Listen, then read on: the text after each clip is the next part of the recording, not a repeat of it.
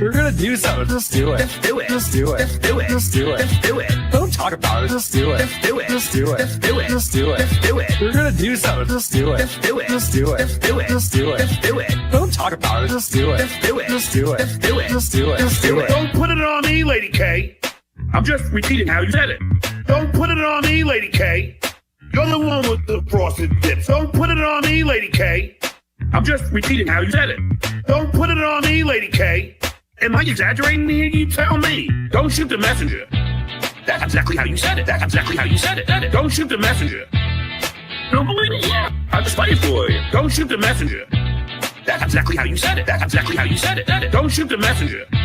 That's exactly how you said it. Here we go. Here we go. We're gonna do something. Just do it. Just do it. Just do it. Just do it. Just do it. Just do it. Don't talk about it. Just do it. Just do it. Just do it. Just do it. Just do it. Just do it. We're gonna do something. Just do it. Just do it. Just do it. Just do it. Just do it. Just do it. Don't talk about it. Just do it. Just do it. Just do it. Just do it. Just do it. Just do it. I don't care if you're gay, straight. I don't care if you're trans.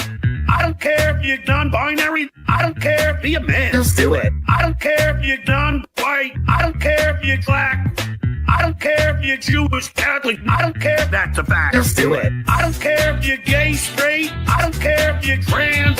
I don't care if you're non-binary. I don't care if you're a man. Just do it. I don't care if you're non-white. I don't care if you're black.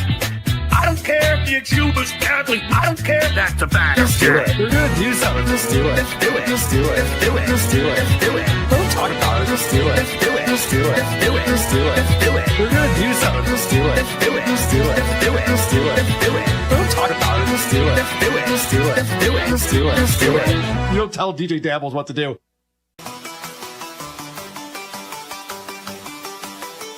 Too late, motherfuckers. You made your bed, now you got all shit in it.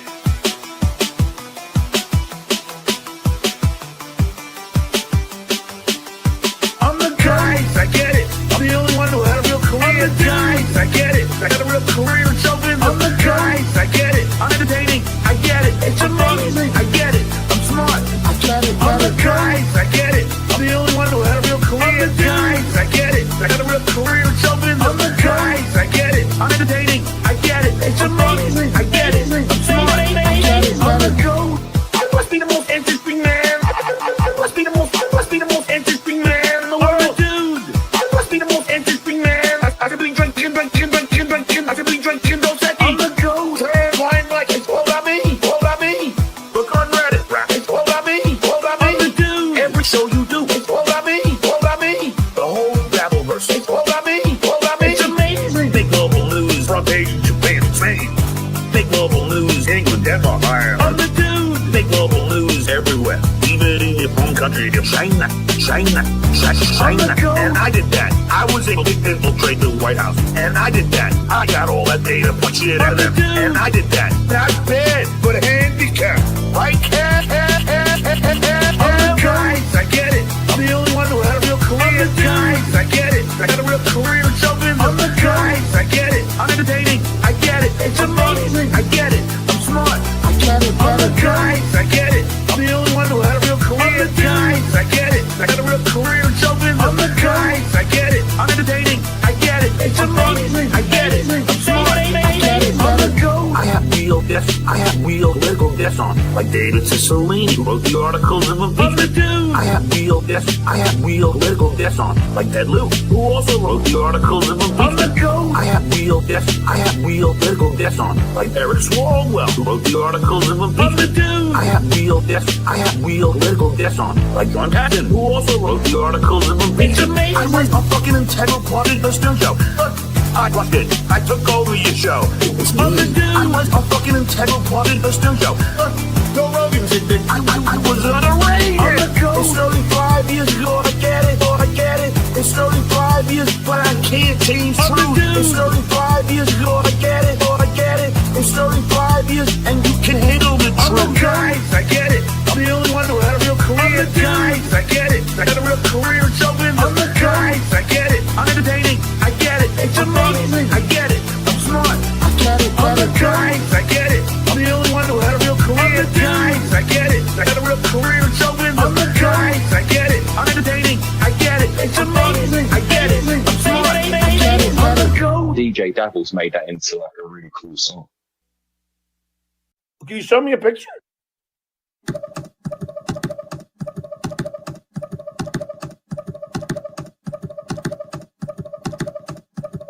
I told the world, fucking cowards. I told the world, fucking cowards. I was bullied as a child. I was bullied as a father. But in elementary school, that is an act of violence. They all hate fucking with my desk, fucking with my friends, fucking with my family. That is an act of violence. I told the world,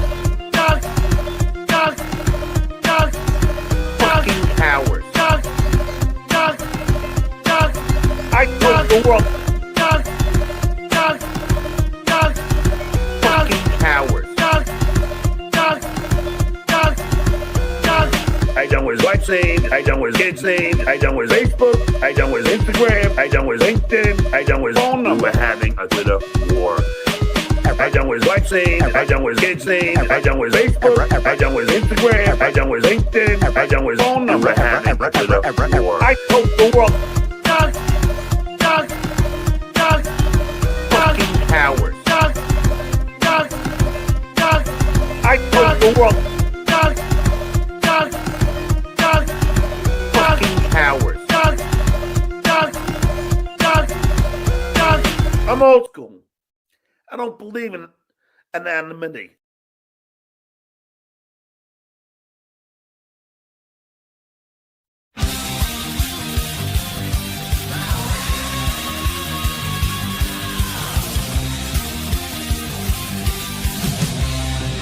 Boom! School! It's time for the Uncle Rico Show. It's time for the Uncle Rico Show. So chug a course, cause here we go. It's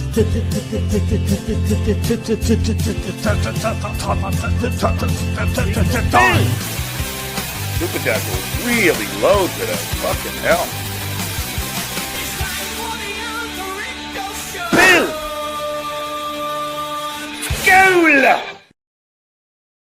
What is happening, ladies and gentlemen? Welcome, one and all, to the world-famous Uncle Rico Show, with your world-famous Uncle Rico host. That's right, Mr. Mike Morse is here, Mr. Anthony Zenhauser, and our pal Aaron Imhotle back there doing time. Hard time. He's out, guys. He's out, by the way, in case anybody's worried. Aaron does not make me come. It's the story everybody's talking about. You know? You're muted. Thank God. Yeah. I said I knew he was. Tell him that. That was the first and last time. It was his first time he ever did it. I gotta give him one. I knew he was out when he was licking cum off of his wife's tits. Well, he put out a tweet saying he's taking the night off, which, you know, somebody's learning to keep their mouth shut, I guess. Right. It's wild. So, Froggy, we had welcome everybody. Please hit like, hit. I love this headline. Disgraced morning DJ arrested during sentencing hearing for non-consensual dissemination of sexual images. What a headline! Wow, that felt personal. That headline. Mugshot. Yeah, that's great. That's great. He's got like wrestler tan, you know. looks like a Cheeto. Yeah. No, so we had somebody that was going, right, that reached out to us and said they're going to be in the court. We did, and they were there. They met up with Melton. I guess Melton and our friend and a few others met for breakfast, and then went over to the courthouse. The first thing that's interesting that he said was while they were waiting, they were sort of waiting for Aaron to come in, and I guess his lawyer kind of peeked out and saw them all there. So as Aaron was coming in the building, he directed him like around the back door. Dude, first of all, this is the price you pay. He'd be knowing a lot about going around the back door soon. Yeah, but this is the price you pay when you're a big celebrity. You know, Aaron has always said he's box office. Steel Toe is box office. So what's he surprised about? Well, the irony is, guess who wound up sitting right behind Aaron in court? Melton? Melton. Oh, that's funny. That's and Melton, funny. from what I'm told, was sitting there doing courthouse sketches on a notepad of Aaron that's as funny. Aaron's right in front of him. Do you know who was sitting behind? You know who was sitting behind Melton? I don't. Nobody. There's can't see anything. So, you know. All right.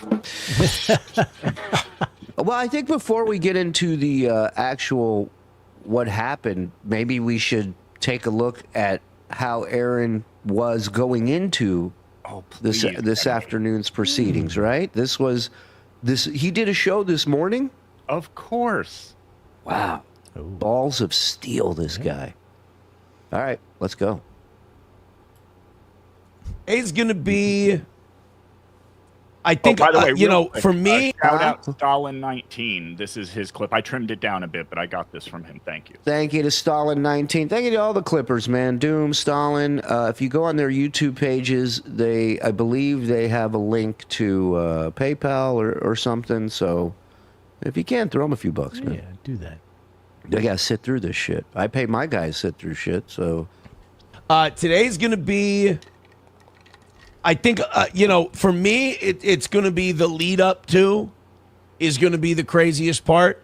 Like, I'm very excited to just have the whole process be done. He's excited. This is kind of the day I've been waiting for forever. Oh, yeah. Today is a great day. Well, it ended up, yeah, for a lot of people, yes. It's finally going to be over. I did see that the hearing is scheduled for 15 minutes. You know what's crazy? Here he is taking the night off, where if he would have gone on, he would have beat everybody's numbers. Yeah. He would have actually been able to say, I beat everybody. Not with this restream or fucking multi-stream and all this bullshit. He would legit have like 3,000 people watching him tonight if he went live. I think he went live in the morning because he had a feeling he wasn't going to be going live in the afternoon. In the evening, Yeah. he might have missed it because he was stuck in jail. Do you think Frog, having heard from what you've heard, do you think he had any idea that this was going to go down like this today? No. And you're going to find that out the more you watch this clip. I'll jump in and point it out, but there are several times where he seems to have a bad misunderstanding of the process he's going through. Ooh. But look at his face. His body language says it all. He can talk a big talk the whole time, saying that everything's great. You know, me and the judge are going to be chummy. It's going to be a breeze, a cakewalk, if you will. I'll be in there 15 minutes. I'll be in there. He said. Yep. It's going to be for 15 minutes. Slap on the wrist. Slap on the wrist, I believe, was right. used. But look at that face. That is, I'm shitting my pants in real time right now. Face. Yeah. Yeah, it was all smiles and, the swagger at the beginning of the week. What were you expecting to see handcuffs on me? Just all this shit talking. I mean, it happened. It happened. Yeah. It can always happen. And it can happen. Listen, anybody can get caught up in some shit. But, to have this mentality like, I didn't do nothing wrong. It's fine. They can throw as many allegations as they want against me. It's all everything's set and done. It's like, nah, not necessarily, dude. So do you think he's just in denial, or was he, faking it? I don't think he knew. I think this lawyer. I don't think at any point this attorney was like, "Hey, there's a chance they may," because. From what I understand, the judge was privy to some things that his attorney did not know that the judge had, which we'll get into. But let's play this. That happens. Yeah. So it does kind of sound like we're just gonna, everyone's gonna read their stuff that they brought. The judge is gonna, go through the sentence that we agreed to at the plea hearing, and they're gonna shuffle us out of there. Okay, so this is the first part where you seem to misunderstand what's going on. He says the judge is going to accept the plea deal and we're going to go on our way. in his mind, he seems to think that because his attorney and the prosecutor reached an agreement that the judge has to accept that, and that is not the case whatsoever. Gotcha.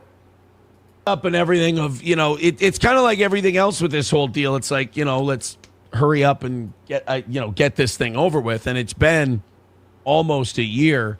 I am excited that I get to get everything off my chest today, that I get to say everything I want to say, because I haven't been allowed to. Okay, so this is number 2 part of where he seems to misunderstand what is happening here.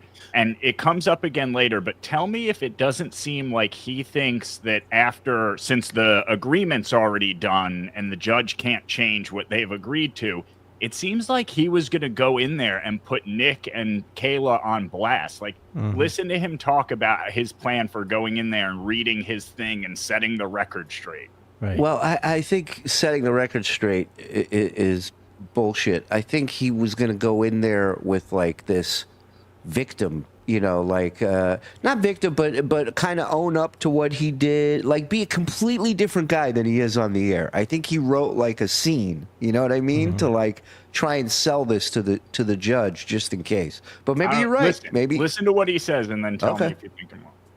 It's so I haven't.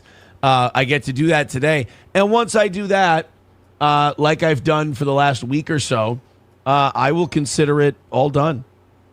All feuds are over on my end. All this whole last year and a half, not quite 2 years. This last year and a half or so is all gets to be a bad memory. It all gets to be a bad dream. And I get to move on with my wonderful, incredible life with amazing people who care about me. Again, I'm very excited to be done with the whole thing. And he looks thrilled. There's going to be people who are disappointed by today. I want to tell them, stop investing so much of your life into strangers, and then you won't have to have these feelings all the time. And no matter what you do, I know you're going to be upset. Do not come to me to work out your feelings. Oh, boy, that did not hold up well after today, huh? No. Why? Why would you set yourself up for this? Don't come running back to the old toe. Oh, my God. Oh, he's the best. This will wind up being a win for him, Shuli. He will find a way in his demented little mind to turn. Okay, let's think about this.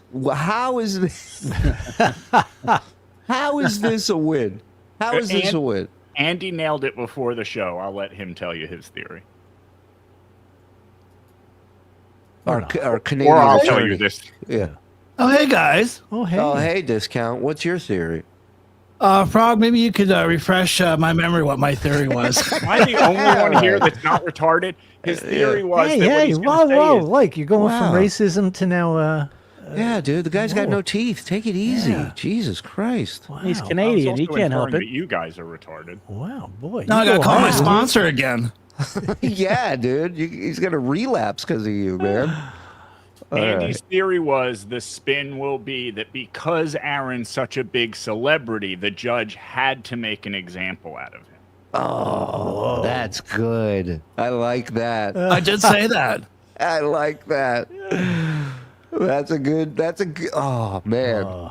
That's not a crazy bet in the sports book, in the Dabbleverse sports book. yeah. That's not a long Her hands shot. were tied. Look, this is what they do when big celebrities make a little boo-boo, a little mistake, you know? Look what they're doing to Diddy. Look, right. No, actually, Diddy got a better deal than Aaron. I mean, I think they dropped a lot of shit off of Diddy's plate. Aaron, on the other hand, is still dealing with jail. Diddy might get out scot-free. If Aaron goes to jail, there'll be some more Diddy going on. You know what I'm saying? Baby oil central over there. Just let it. I didn't care about your feelings to begin with in this whole process. I certainly am not going to care about them once it's all over and done with. I'm I'm just today is the day I've been waiting for, essentially. Todd, my attorney, who is fantastic. If you ever need somebody, call Todd Peterson. Todd is kind of laid out. Yeah. I won't.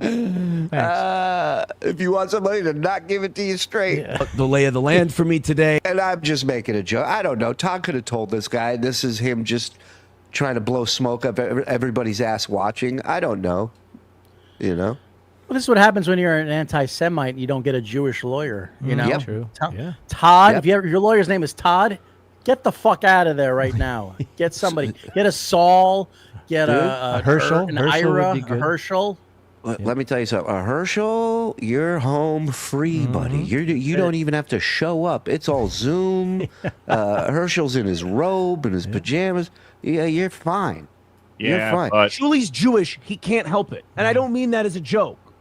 Yeah, I gave Kanye the same advice with those swastika shirts. You know, I said, this is the you don't have Jews in your merch business. You 25 $20, $30 for a swastika shirt. You go $9.99. The shekels are endless from that. Idiot. Boobala. Yay. Hey, we're all set. Like I said, we made our deal, so there's no secret there. And now it's just, getting it all. The plea itself is in writing. That's all done. Now it's just having the judge kind of tell us what we already know. You're going to jail. Wow, he did a Mike Morse swig, like he just nailed the killer line. Having the judge kind of tell us what we already know. Wow, I didn't realize how douchey that looked. I'm sorry. Can you blame any lawyer who is forced to work with the like of Steel Toe or Stud Joe? Well, especially because, these guys are very similar in the sense that neither of them keep their fucking mouth shut. Right. And, of course, everybody getting to have their say. Everybody getting to get everything off their chest, which I'm excited about. Also... Why does he make a statement? He's not a victim. Like, why is he making this? To try and lessen the blow, right? That would be the only reason. I guess, yeah. Well, it's kind of But like I'm he's saying- trying to explain himself. No, I guess. That's on me. I asked that. I'm saying, why is he given the opportunity to make a statement? That's more of the question. Like, shouldn't the person who's the victim give the one and only statement? You always see those, murderers where the family gets to fucking scream at them and shit in court. Right. But then they also, I think it's both sides. And then they also get to do a plea of why, I've changed. Everyone gets right. a final statement. If it's in front of, is it in front of a jury or just in front of a judge? It's just in front of a judge. It's But still, just judge, yeah. he can. It looks like a jury. It looks like a jury. It's just Melton sitting behind him, but it's right. All right. I'll go up a notch. Whoops, sorry. Boys and girls, if you would respect this after today is done, we're What? not going to talk about any of it anymore. I think it's better for everyone that I don't think Okay, that's so the way this- it works. So this tells me he might have known. Him saying this, I think maybe Todd must have given him a call and was like, I don't know. Who knows? No, this was part of the epiphany he had while camping with his kids this weekend. Really? Yeah, Is you he don't doing remember? You had an shrooms? epiphany. I had an epiphany camping once, but I took an eighth of shrooms to the face. Yeah, he was like, kids, get used to this. I'm going to lose everything and have to live in the woods. Guys, I was hanging out with a half Indian yesterday, high on peyote. I was going on my spirit journey. And I saw a white buffalo in the horizon, and I said to myself, Toe, I said, you got to change your ways. No more titty pics for was Gina just Visconti. Melton. Yeah, it was just Melton. all goes away. It all goes away. Oh boy, I need that drop. Oh, But I here want he is that. giving an ultimatum about no one's going to be. No, we're not talking about this anymore because it's all going away. I don't want to hear any more word from any of you people either discussing this because I'm not. He was ready to write it off like I'm not talking about it anymore. This is a chapter of my life I'm going to close. I don't want you guys super chatting about it or anything. Let me tell you something. He will talk about it again because the super chat is more important than anything else. Yeah. And him avoiding discussing this, he will learn, he will see very quickly that the numbers, meaning super chats, are going down because he can't answer any of the questions because he'll refuse. He never puts them up anyways. But so I think that's what's going to get him to talk is the need for money, or he quits, and just goes and gets a gig somewhere. Maybe you start doing stand-up. That seems to be the way to go. Go for it. Right. Why not? Or do porn. Do porn first and then do stand-up. That's usually the way it goes. Go back into wrestling. Maybe Eugene needs another opponent. Maybe you guys can relive that fucking drama again.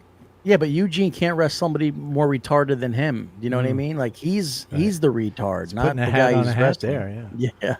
Yeah, viewers will be high, but the money will not. Once people see he's not answering any questions and he's refusing to even address it, well, why would you super chat him? He's not going to even put it up when he does answer it. So, yeah, he's going to go back to good old radio. Yeah, man. More Jew jokes, right, Aaron? It all goes away. I'm just so happy that everything's coming to an end today. That it's all done. My life, my family. I'm just so thrilled with that. I've made some mistakes in my life.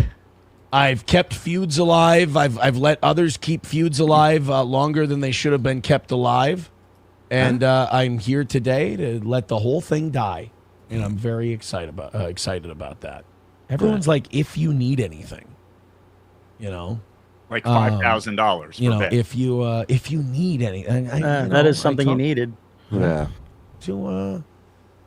I've talked to my representation. It sounds like everything's pretty straightforward today. I'm all set. All set. That address or my final speech today is going to be incredibly cathartic. That's going to feel. See? It's going to be incredibly cathartic. Does that sound like he's going to go up there and be like, I'm so sorry. I know I fucked up. No, he's going to go in there and be like, this is all bullshit. This is internet trolls trying to fuck me over. Make this a win for the toe and drop all the charges. Wow. Kelso says, you think he's making this statement hoping the judge sees it and takes more pity on him? No. I mean, I hear what you're saying, JoJo, and I think you're right to a certain extent, but yeah, I don't know. I'm still trying to figure out if he knew this was going to go south today, if he had any idea this might go south. I don't think he did. I don't think so either. Yeah. Now, you know who you're dealing with here. There are many John-like qualities where, people can say, and of course, lawyer's always going to put the best spin on it. It's probably going to be good. I don't think we have anything to worry about. I don't think we have anything to worry about it's sealed, it's locked. But here's the problem with that theory is that why would he make such a cathartic speech then if he thought he needed to sway the judge's decision? Why didn't he just take a knee and let the clock run out if he thought he had it all cinched up and in the bag? Why he just has to sit there and let the judge, give him that's how sentence. confident he is that he can go up and say, listen. Right, but then he's going to make a cathartic speech about stuff he's not.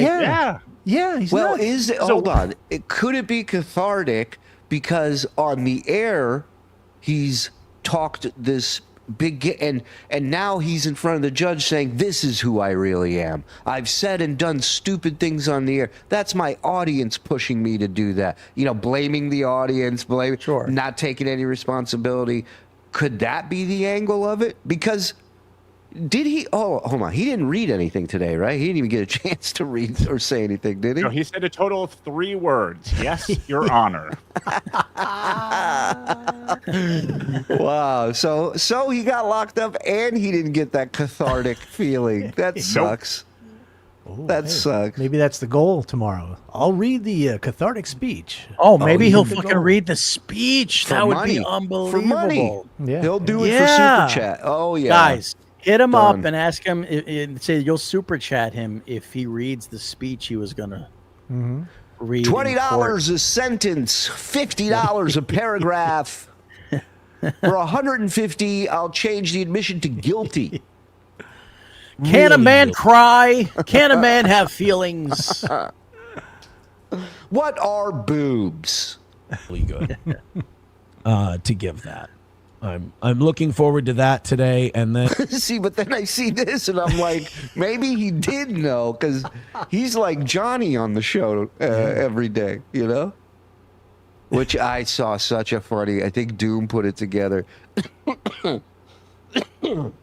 Johnny in complete and total denial. We watched like a minute of it on Blunder today, but for like 8 minutes in this video, Johnny's just like, "You're all full of shit. I don't believe a word you're fucking saying. I don't care." And he's like, "I don't give a shit," you know. And then later on, he's like, "All right, well, I mean, I don't know what's going on." He's, Oompa loser. and after that, I mean, that's the deal. It's like if you F you. bury the past and you put it behind you, then there's really nothing. There's no punishment today. Like you only punish yourself by carrying on the past. But if you bury the past and you burn it and you kill it and it's done, then you just move on with the rest of your life. Where'd this motherfucker camp? It's like Aaron Rodgers with the ayahuasca. Yeah. And you behave yourself. It's really, really good. Well, here's this is the question I have. Maybe Joe, because Joe is spearheading this whole thing. I think I wanted to ask Joe. So, do you think he's gonna face jail time in October? Because where does this go? Like, where's his case gonna go? Everything is pretty much. There's no more evidence, right? There's no more anything he can give to Like, plead his case. what are the possible punishments for this? Like, what can he get for this? I believe it was 90 days in jail, but it's possible, and I'll tell you why. So here's what goes down in the court today. So the first thing is, fill us in. Yeah, go ahead. the bailiff comes out to the audience and says, "Who's here to watch the Imholte case?" And everybody raises their hand, of course. And he says there's no filming or recording or devices allowed in the courtroom today. So everyone's like, "Ah, shit, what do we do?" Well, one of the dabblers took everybody's phones, went to his car and put them in his car, and then came back so everybody could be there. So there's no recordings or anything. And so when the judge comes out, from what I was told, she pretty much laced into him off rip. She was like, the violation that he claimed was a fuzzy violation, if you remember him saying that. Yeah. Yes. Yeah, she didn't think it was so fuzzy. Pretty clear. She seemed to take it very seriously. Yeah, Mr. Imholte, my cunt is fuzzy. This fucking bullshit that you're putting on here with a big Minnesota accent. This is fully shaved. Yeah. I heard that there were people sending this judge, this woman, clips and laying out every time Aaron violated this agreement. Indeed. And she described it as a mountain of evidence. Wow. So he literally just walked into this fucking ambush, to this trap. But you know what? My apologies to Todd Peterson. You're not Jewish. You can't help it. Right. It's just how Nobody's you are. perfect. Yeah. Nobody's perfect. You did the best you could. You had a fool for a client, and that guy just couldn't keep his mouth shut. He was podcasting all his fucking dirty laundry for the last 6-7 months, and it doesn't help. If anyone's ever had any dealings with a lawsuit, with court, with charge, if you have an attorney, and I'm not saying Todd is not a good attorney. I'm sure, 100% sure that Todd told him not to talk about stuff on the air. 100% sure. But you have these people that they literally have nothing going on in life, so there's always something. If that makes any sense. You know what I mean? People who got nothing, always got something to complain about, always got something to fucking bitch about, always, did you hear this? They're always that's when people got nothing going on. John, KB, this guy, they're all the same. Yeah, and a lot of times they think it really doesn't apply to them because, listen, this is my job. And so I can say anything I want. It's that privileged thought. Right. Well, but he needs to podcast in order to make whatever money he needs. But guess what? There's kids out there and people who do Legos. They open gifts. They pop bubble wrap. Find something else to fucking do until your lawsuit is done. Eat more butter. Eat Velveeta. Change more tires. Do something. Do anything except talk about your fucking court case. Well, and you bring up something that he should kind of just lean into naturally, which is morning radio stunts. Mm-hmm. Start doing that. Be the morning zookeeper you've always wanted. Yazoo. Get in there. Start doing that shit. How about we're gonna eat the hottest chip on earth, guys, right after the break. And there's no break because you're not on radio. Right. We're gonna shoot Johnny Crutches out of a cannon. Stay tuned. What were you saying, Frog? It's funny that you brought up KB because you remember how in that clip we watched yesterday, Imholte was talking about how he respects KB because KB comes to him and is like, "Hey man, you bring the numbers, come on the show." Well, today KB was watching clips of Aaron and talking about how he's got to dig deeper into this story now. So, he sees people making money now, so now KB's interested in Aaron. Got it. I'm curious what Imholte's take on that is. Yeah, he was on. I'm sure it's not Kevin's. Kevin's not doing anything bad. I'm sure Aaron's fine with it. Oh, of course. So this is how it ends up. So the judge doubles his bail. So he had a $50,000 bond on the first go around that got him out of jail the first time. So she doubled it to $100,000. That's why they took him into custody. Because technically now he hasn't paid his bail, Wow. So he had to go into jail and get booked again and then pay another $5,000 to get out. So just to recap for everybody playing along at home, he spent $5,000 to get out of jail the first time, $5,000 to get out of jail this time, and $8,000 on his lawyer. So $18,000 on this big nothing burger. To send a text to Gino, a picture of Gino. First of all, you'd have to pay me $18,000 today just to get me to text Gino hello. That's number one. Number two, he's such an idiot. He's such an idiot. And you do it on the air. You do it in public when hundreds or 100 or 50 people are watching. It's just the dumbest. All it takes is one person. All it takes is one person to be watching you to send that to a judge. I would never advocate doing what he did. I think it's fucked up. It's obviously a crime, but a lot of people do that privately. They don't do it on the air. Correct. But don't do it. Right. Yeah. I think every guy knows a guy who at one point has just flipped their phone towards them, and you're like, "What the fuck?" What? And they're like, and then this chick I met on, whatever the fucking story is. But they don't go on a show and go, "That's a great question. Give me 1 second. I just have to text some illicit photos to a guy that didn't ask for them." You can imagine his lawyer if he happens to be watching during that. About any of this we're talking about, he's like, no. Hear his hands smack his forehead all the way. Yeah, it's like that one nature doc where I forget what I think it's like a lizard is running from snakes on an island. It's just the island's full, and it's like every rock he jumps off, there's 100 more snakes, and it's just music set. And you're like, go, you do it. It's like building a house of cards and somebody just hip checks the table when they're walking by. You're like, motherfucker, what are you doing? So he's off tonight. Does he come back with a morning show tomorrow? If there's a God. Yeah. Ponder that question while I welcome the over 800 here in the chat joining us. Thank you, everybody. Please, while you're here, hit like, hit subscribe, hit notify, all that good stuff.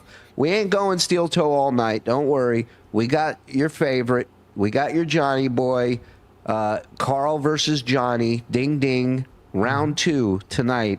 And we have an amazing, pompous, arrogant asshole by the name of Jerry Lewis doing yet different one, not you, Mike. I actually have a package. Thank you, Karl. Doing an interview, which we're going to watch as well. Dankenstein. Real quick, yeah. before we get to the super chats and gifted memberships, there's a new song that's sweeping the nation. I'm wondering if you guys heard it. What is it? Cooked by April into lots of coke. But when he sent Gino Kelly's titty pics, he got in lots of trouble. Now he's sucking lots of dicks. Dumb fuck. Aaron's such a big fat schmuck. He thought he was going to walk, but now he's sucking jailhouse cock. Well, thank you very much. Very nice. Yeah. I love it. It was a rush. It was a One, rush Mike? job. It was a What's rush that? job. It was good. You didn't write one? Oh well, I did. I don't want to interfere though with the show. Let Zen have his moment. Odd that Zen beat you to the punch on that. Well, No, you were supposed to got ask me one. again, and I say, oh. Come on, Mike, please. Can't you regale us? He doesn't even have a guitar, do you? Oh, wow. There's a guitar here. That's weird. Wow, I didn't know that. That's kind of crazy. All right, let's see what I can do here. Let's see. I just off the top of my head, of course. Let's see. Hold on, me too. All right, here we go. That's not it. Okay. It's the best chord. All right.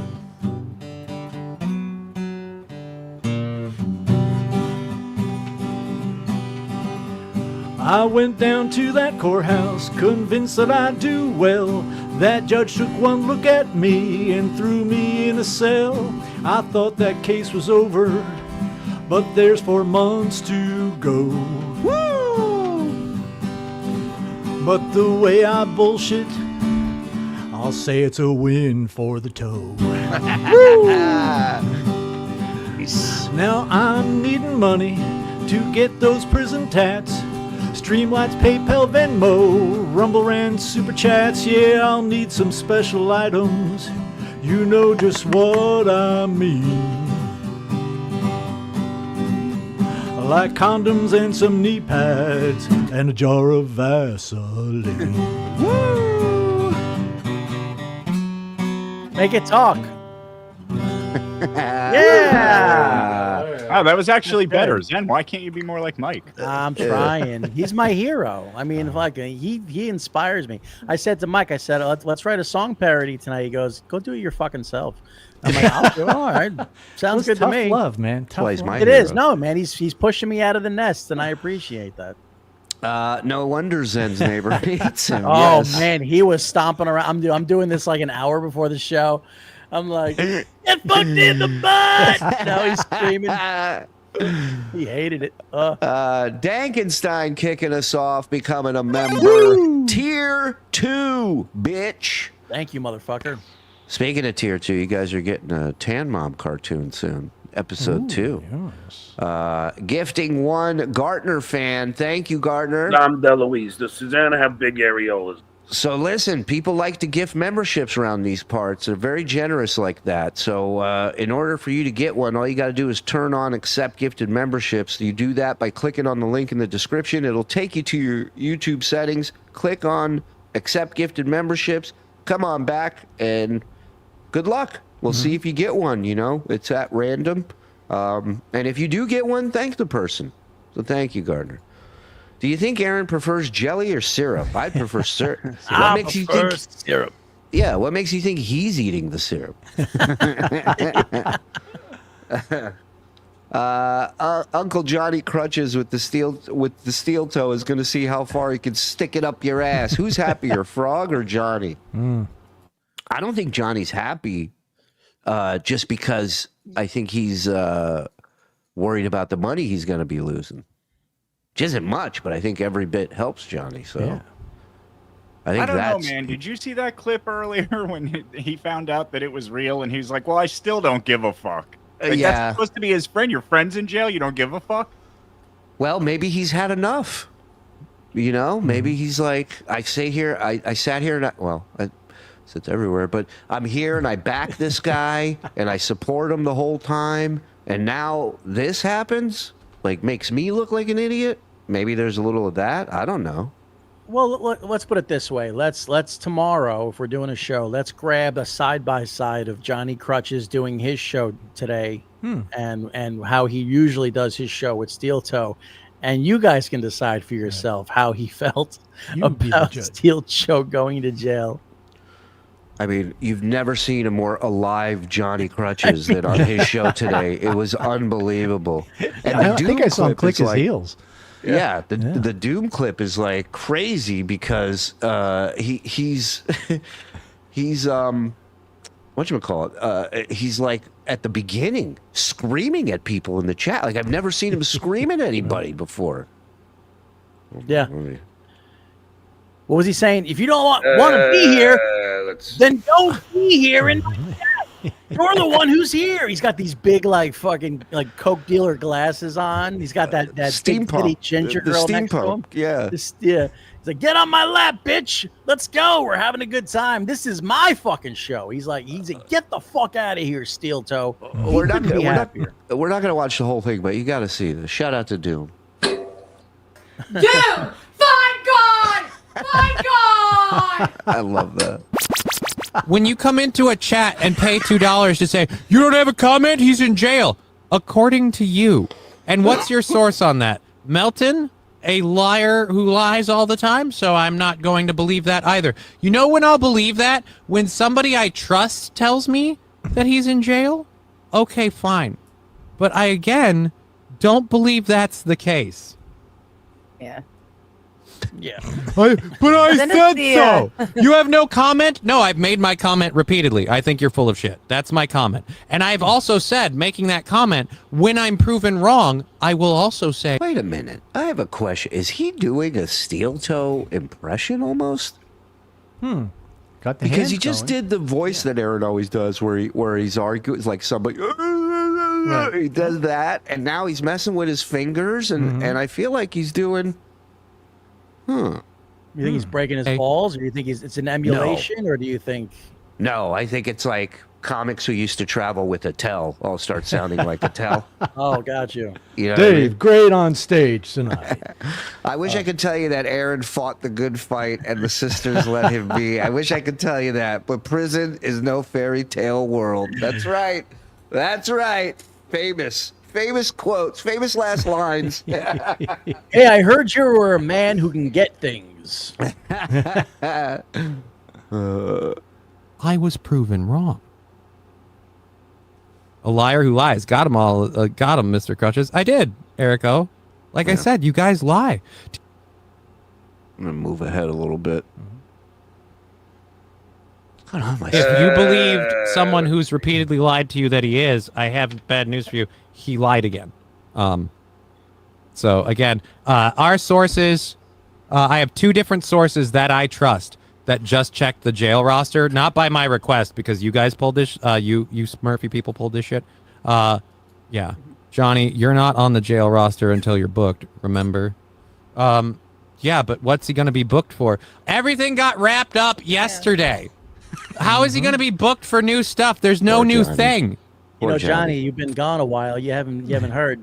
Here's the problem with Johnny Crutches, that he's got to drink Aaron's Kool-Aid every day. So he's been getting indoctrinated with this. Everything's going to be fine. It's going to be a cakewalk. I'm going to walk in there. 15 minutes later, the judge is going to kiss my ass. And everything will be fine. He's also like kind of like very much in denial, you know? It's like... Right.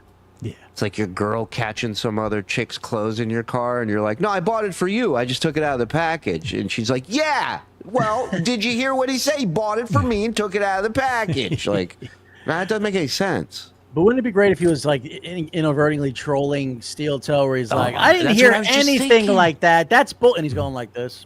Yeah. He's winking the whole time through those telescope glasses. Nobody can see. Right. You're fucking amazing. Oh, again, this is all fucking... We just checked this. If he was booked into jail, he'd be in the roster. It's on Twitter. Right, Twitter and Reddit have never lied. Again, I'm not going to believe you, so just stop telling me, because I don't care. Here's the problem, though. This is a pal. This is a pal. He's loyal. loyal. Yeah, true He's blue, loyal. without a doubt. Without a doubt. He's not walking away from you in a fight. Yeah. Melton Melton went all the way to Minnesota to cover this case. Why would he then lie about what happened to Aaron? I mean, it makes no sense. He knows that people are counting on him to tell them what happened. He got a paid flight out by his fans to go cover this. So where does Melton, where does he benefit from lying to everybody? Right. Doesn't make any sense. I don't give a fuck. What I'm checking to make. I have more important things to do. Making $50. I really don't care whether Aaron Imholte's in jail or not. Spoiler alert, he's not. We've had people claiming they're texting him. We've had people claim he's in jail. So who am I going to believe? Believe people he's not.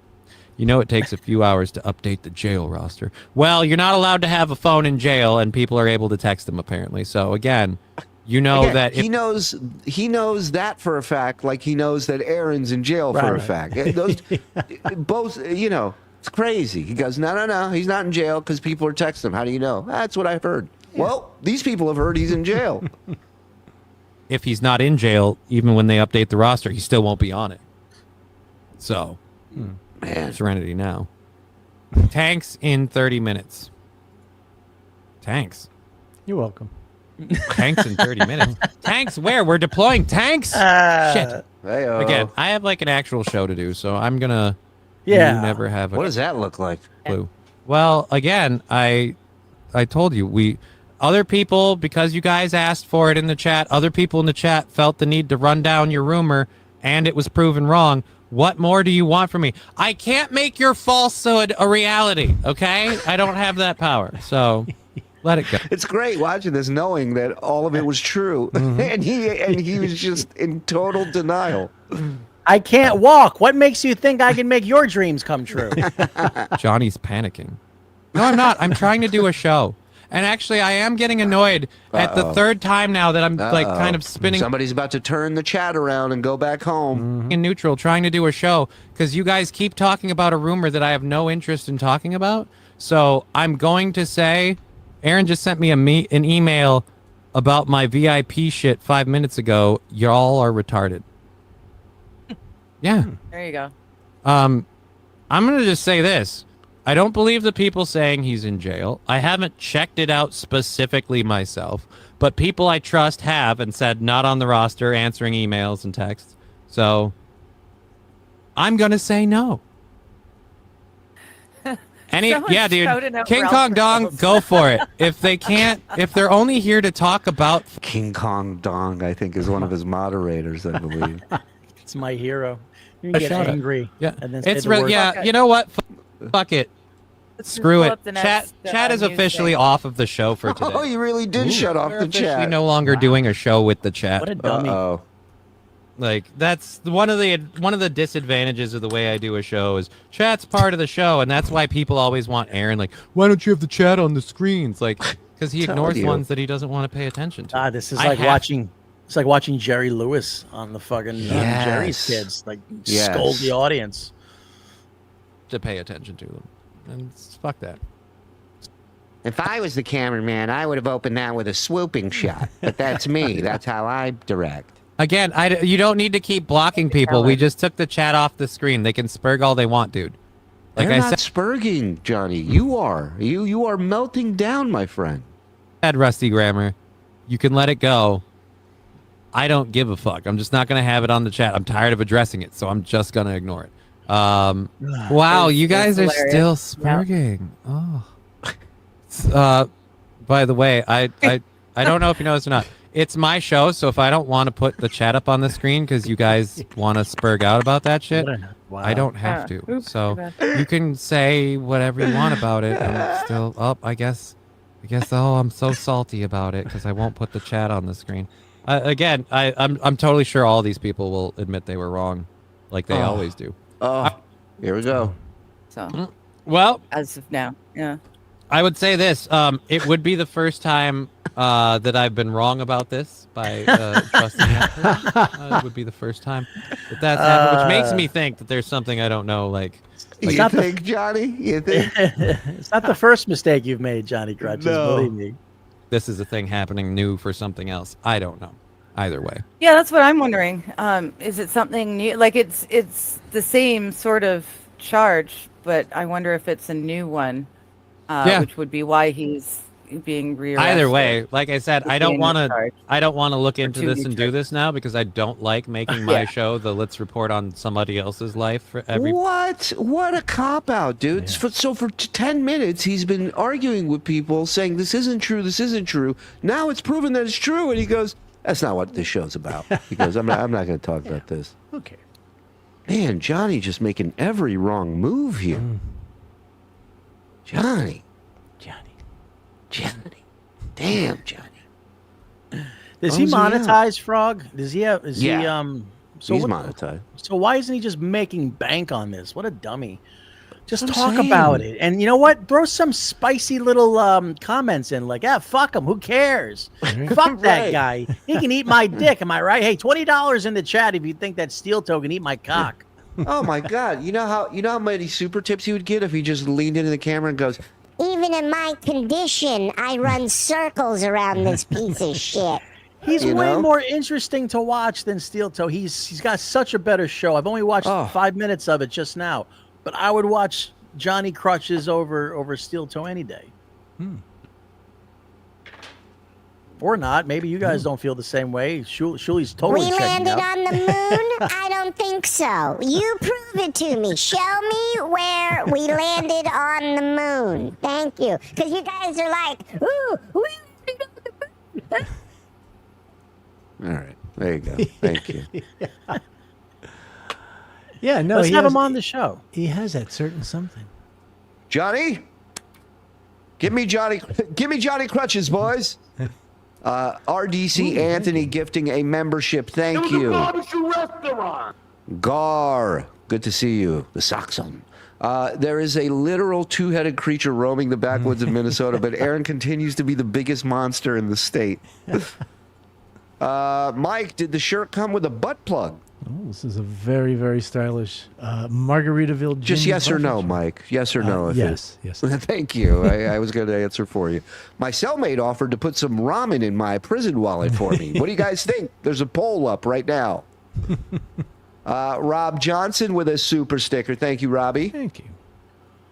Hey, look at this. We need to meet the goal. Looking for at least $100 for commissary. Let's go. PayPal, Venmo, EBT cards, Frog, 21 Boom Salute for Minnesota Justice. Hey, Don. Oh, hey, see Karl.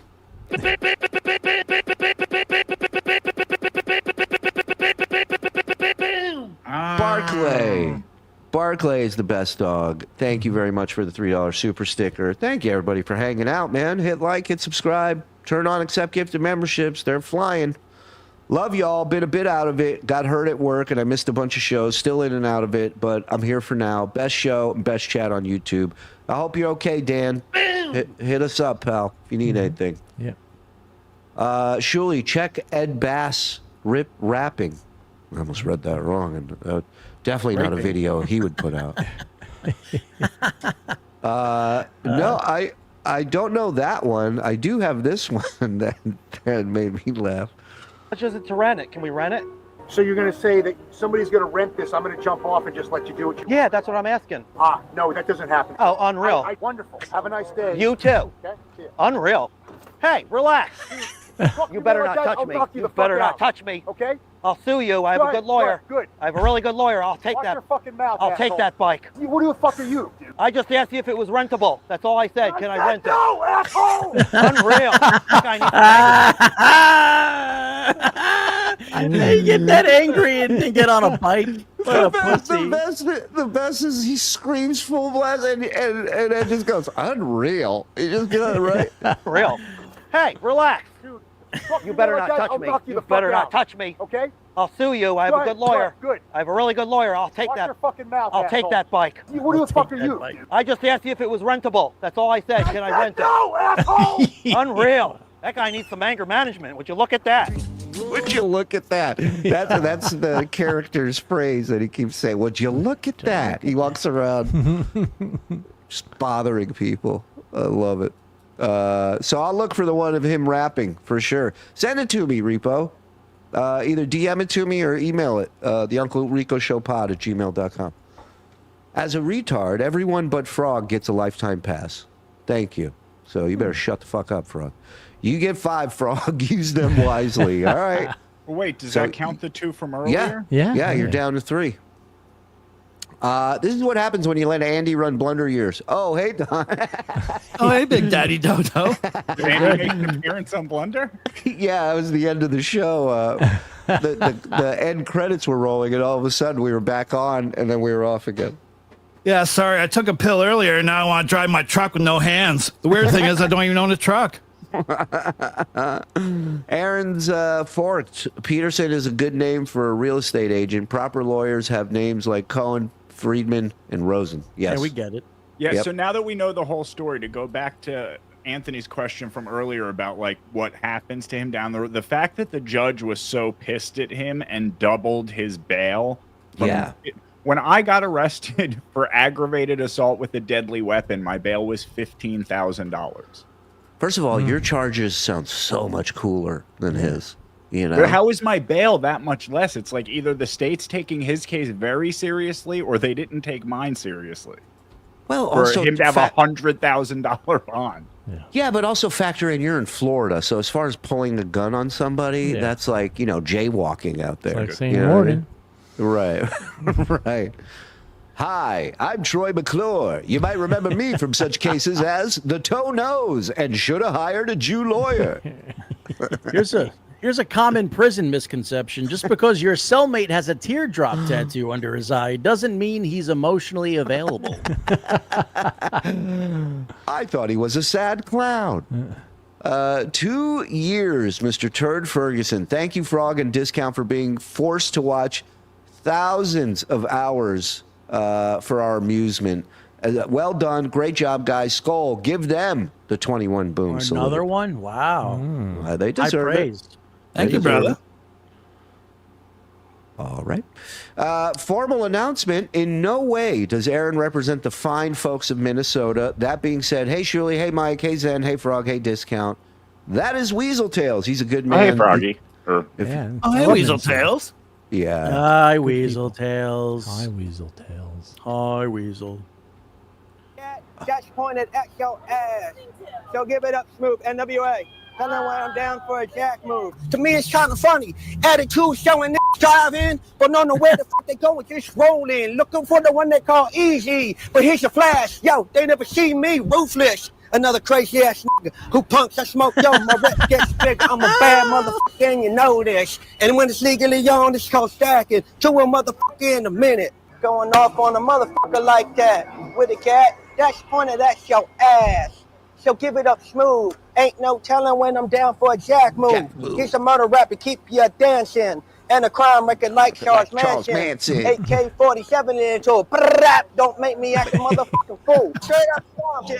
Another crazy ass nigga who punks I smoke. Yo, my rep is big. I'm a bad motherfucker and you know this. Yeah, so I won't do this. You probably get me. That's great. That's Just great. like when black people also see magic, they have the same reaction to a white guy screaming the N-word while he's rapping. We got to get him on the show. Yeah. We got to talk to him. L'chaim, boys. Oh, hey, Don. Oh, hey, Rabbit Weasel.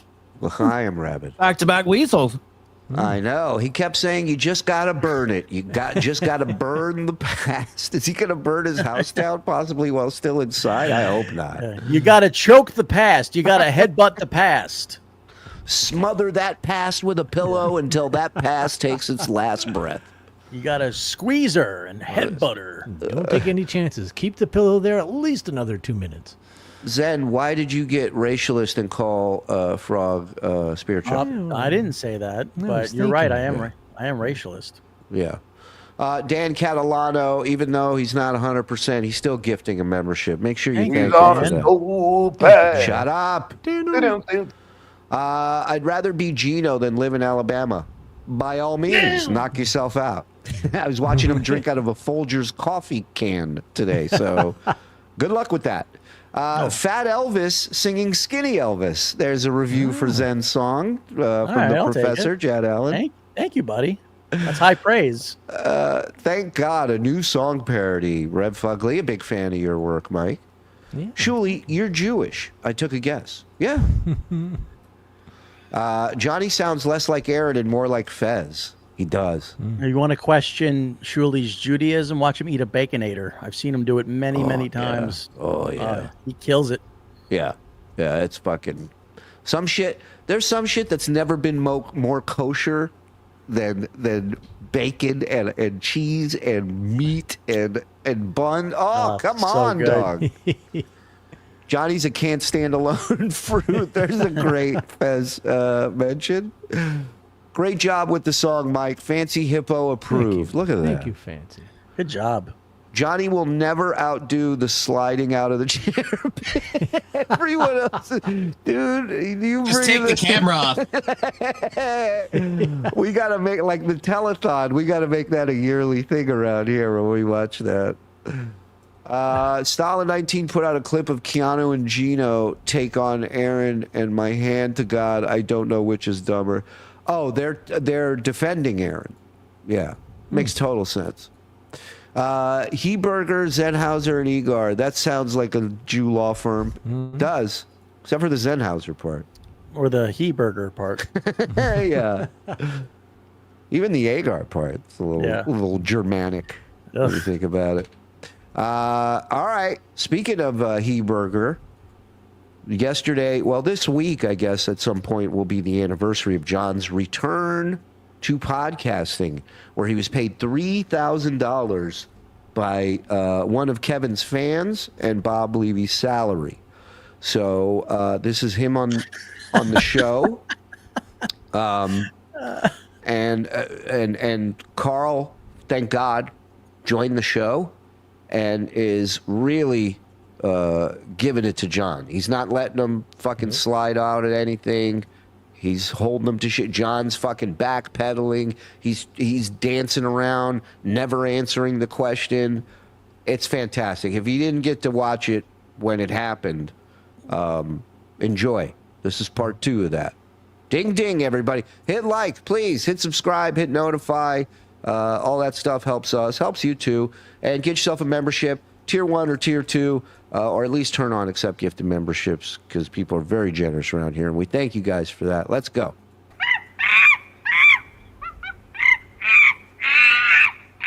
Oh, here's the funny thing, Kev. I got to call you out on something. Don't worry.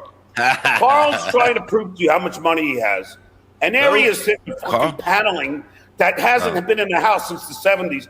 And then he turns the camera over to show you his beautiful pool table, and it's green felt in a fucking cement basement. I mean, Karl. Dude, I have shag carpet too.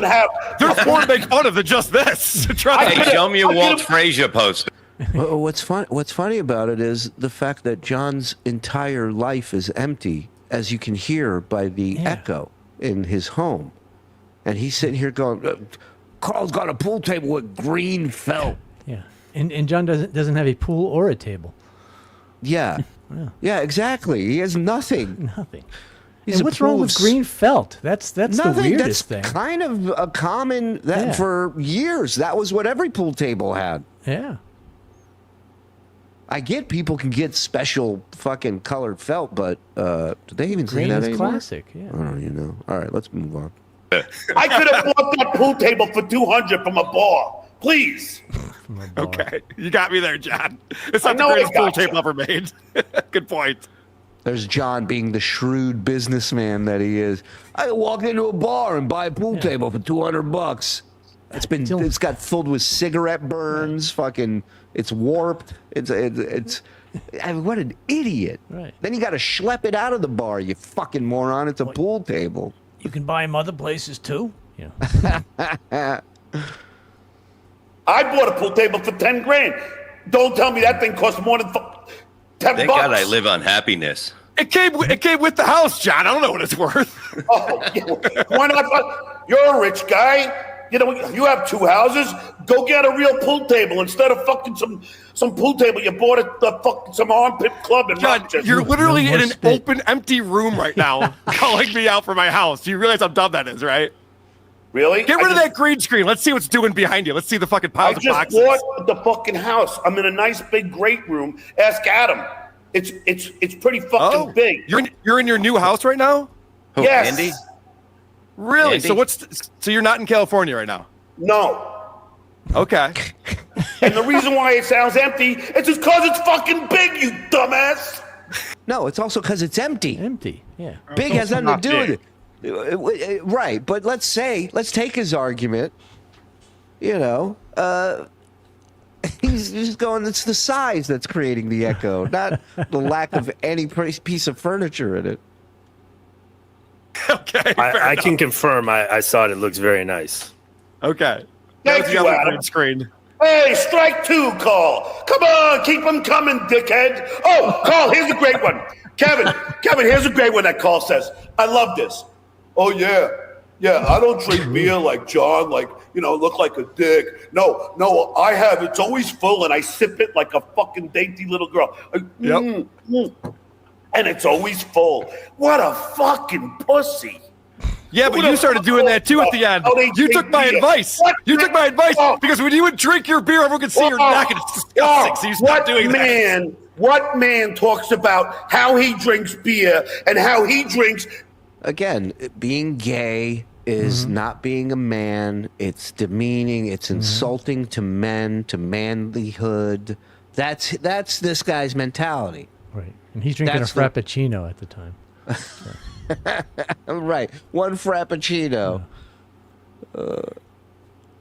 Beer in the manly way. Shut the fuck up. You've never talked about drinking beer, John? What are you talking about? I take a beer and I fucking guzzle it like a man does. Can we? Look at me drink What tea. is happening? Did you see? Are you seeing what I'm seeing? A waterfall coming out of this It's guy? like a sprinkler. Just go Is this back your a little first show? bit. Is this your first show, Mike? No, but I mean, I don't know where it's all coming from. Usually, there's one big, gush.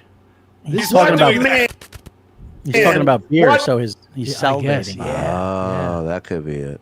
Man talks about how he drinks beer and how he drinks beer in the manly way. Shut the fuck up. You've never talked about drinking beer, John? What are you talking about? I take a beer and I fucking guzzle it like a man does. Look at me drink tea. All right, Drink tea like we a should, fucking John. man. Let's start a show together where you and I debate beer drinking. I would love that. He quit already? Yeah, At least come No, back, he buddy. went behind the curtain. I got He went to get a 22 beer. minutes out of him. He went to get a beer.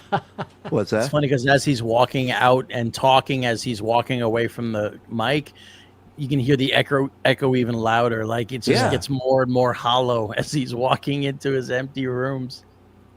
Excuse me while I slip into something emptier. Is that a watermark he has on his background there? Yeah. Yes. That's For classic. sure.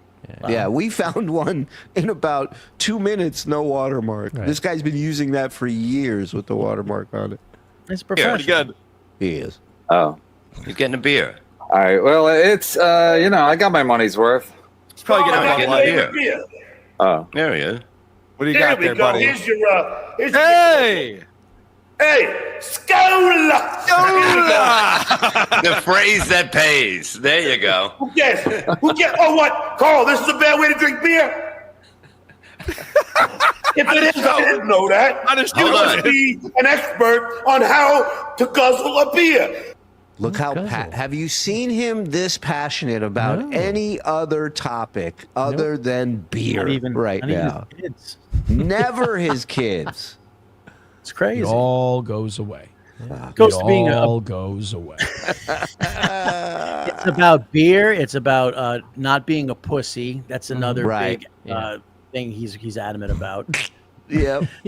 And Karl, he was ready when Karl came on. He was ready to like decimate him. He's like, I got your ass, Karl. This is gonna be great. Kevin, sit back. I got this. Listen to what I'm gonna listen to me fucking hold court. And Karl just broke his shit down.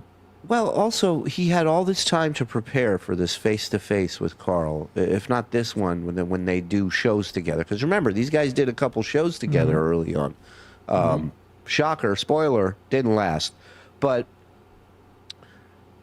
even when they were, even trying to insult them here, he's like, you got paneling. You got green felt on a pool table. Like, this gives you an idea of the way this guy's brain works. It doesn't. He tells you he's a writer for The Tonight Show. What an insult to The Tonight Show. I mean, they should sue him for saying that. He's so unfunny. Hey, Karl, you got got more than me. You know that? Oh, look at this. This looks like Kennedy. This looks like Kennedy's head getting hit with the final shot. It's like he's going through light speed. An asteroid shower.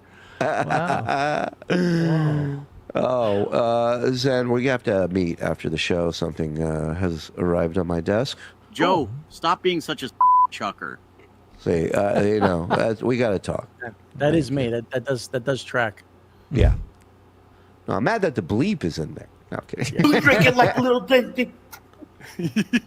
Hold on, I want to get my butler. Can you get me some beer in here? Get me whiskey. Because you have a little picture on the side. Oh, you're so cute. Oh, you're so cute. I wish I could say the same about you, buddy. You should find the sun sometime. Holy shit. So let me get this straight. So in order to really hammer home that Karl's gay, you have to act super gay towards him? Because that's what John basically was. Oh, you're so sweet. You're so sweet. And he turns around and goes, what a weirdo, huh? What's wrong with your complexion right now? All right, let's not make fun of it here. Let's talk about. Shut the fuck up, old man. I look right. Kevin looks as red as the tomato. No, yeah, I look terrible, but I don't want to be like. Died 5 years ago. Karl, yes, you have a good complexion. I don't really care. I mean, I do. All right, so Karl. Hold on, Kev. Karl, please answer. Do you wear makeup before you go on? No, of course not. Before he goes out? No, before he goes on the show. I don't wear makeup. He has the best complexion here. He's a handsome guy. He don't have any kids. He don't have anything to worry about. He has the best camera. World known as Rochester. There's not a beach there. Where the fuck you getting this? He's screaming like he's stranded somewhere and he needs someone to help him. This is how he's doing an interview. That's because it's because Karl's kidneys function properly. That's why he has a nice complexion. Yeah, and light bulbs, lighting. And he probably goes out of his house instead of sitting in his house for 8 months drinking beer. Well, look at John's, not under his tits because it's still a part of his tits, but that white light is sunlight. He has no blinds or anything on the window, so the sun's just blaring right in. I mean, when he said he was gone for 8 months, he might have been trapped in a cave. Like he looks like he hasn't been out forever. Yeah. Is he blinking messages like McCain? To the lake. They go up to the lake. Don't go to a tanning salon. Circling back to the whole gay thing. Just imagine his kids growing up. Whenever there was a gay reference or something, or say they saw somebody like, yeah. That's tough for kids growing up. Sure. It sucks, man. And it's like, and he always says now they're grown now. Well, now you should really be embarrassed and ashamed of talking like this and doing this. Right. Maybe you have an excuse or a little bit more leeway when they're young, so maybe it did. But kids remember everything. Oh, yeah. You know? Karl, please. I don't. I ride my bike around the city like Kevin does. Yeah. Hey, Karl. Karl, what color's your helmet, you Piazza? Rochester. Karl, do you think that I'm not going to ask you personal stuff, but did you buy the house with money that you made from podcasting?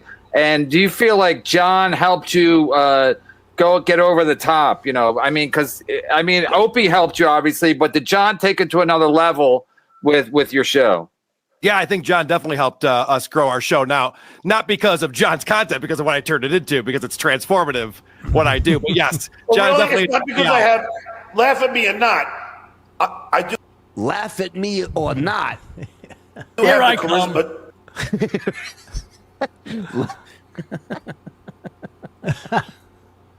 Laugh at me or not. Watch out, boy. I'll chew it up. To have you guys goof on me, no?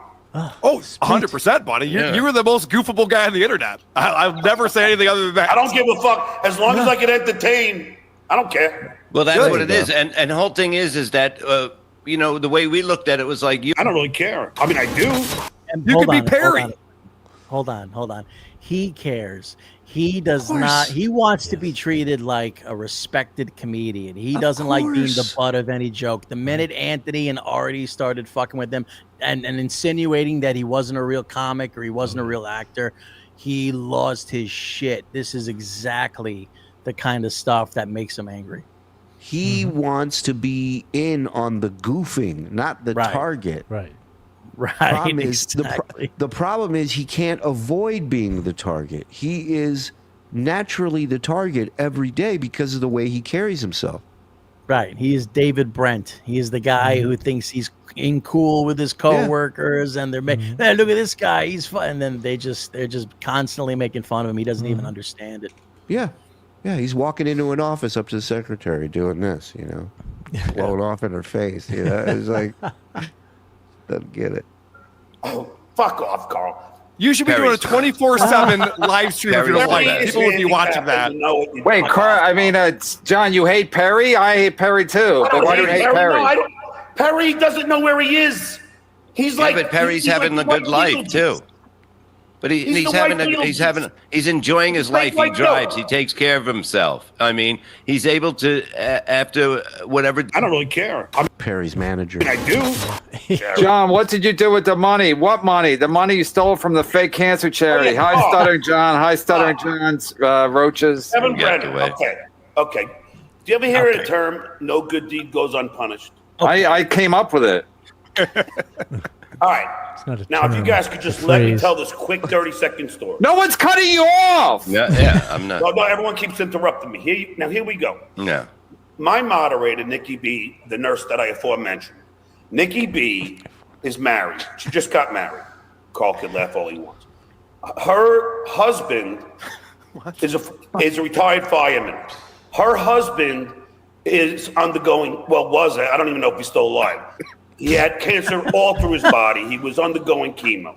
I said, along with the moderator that told me that, you hacked this keyboard, we asked Nikki to come up with a GoFundMe. She said, I don't want, because I've already been doxxed. I don't want to do that, and I don't want to get my husband doxxed. So I go, all right.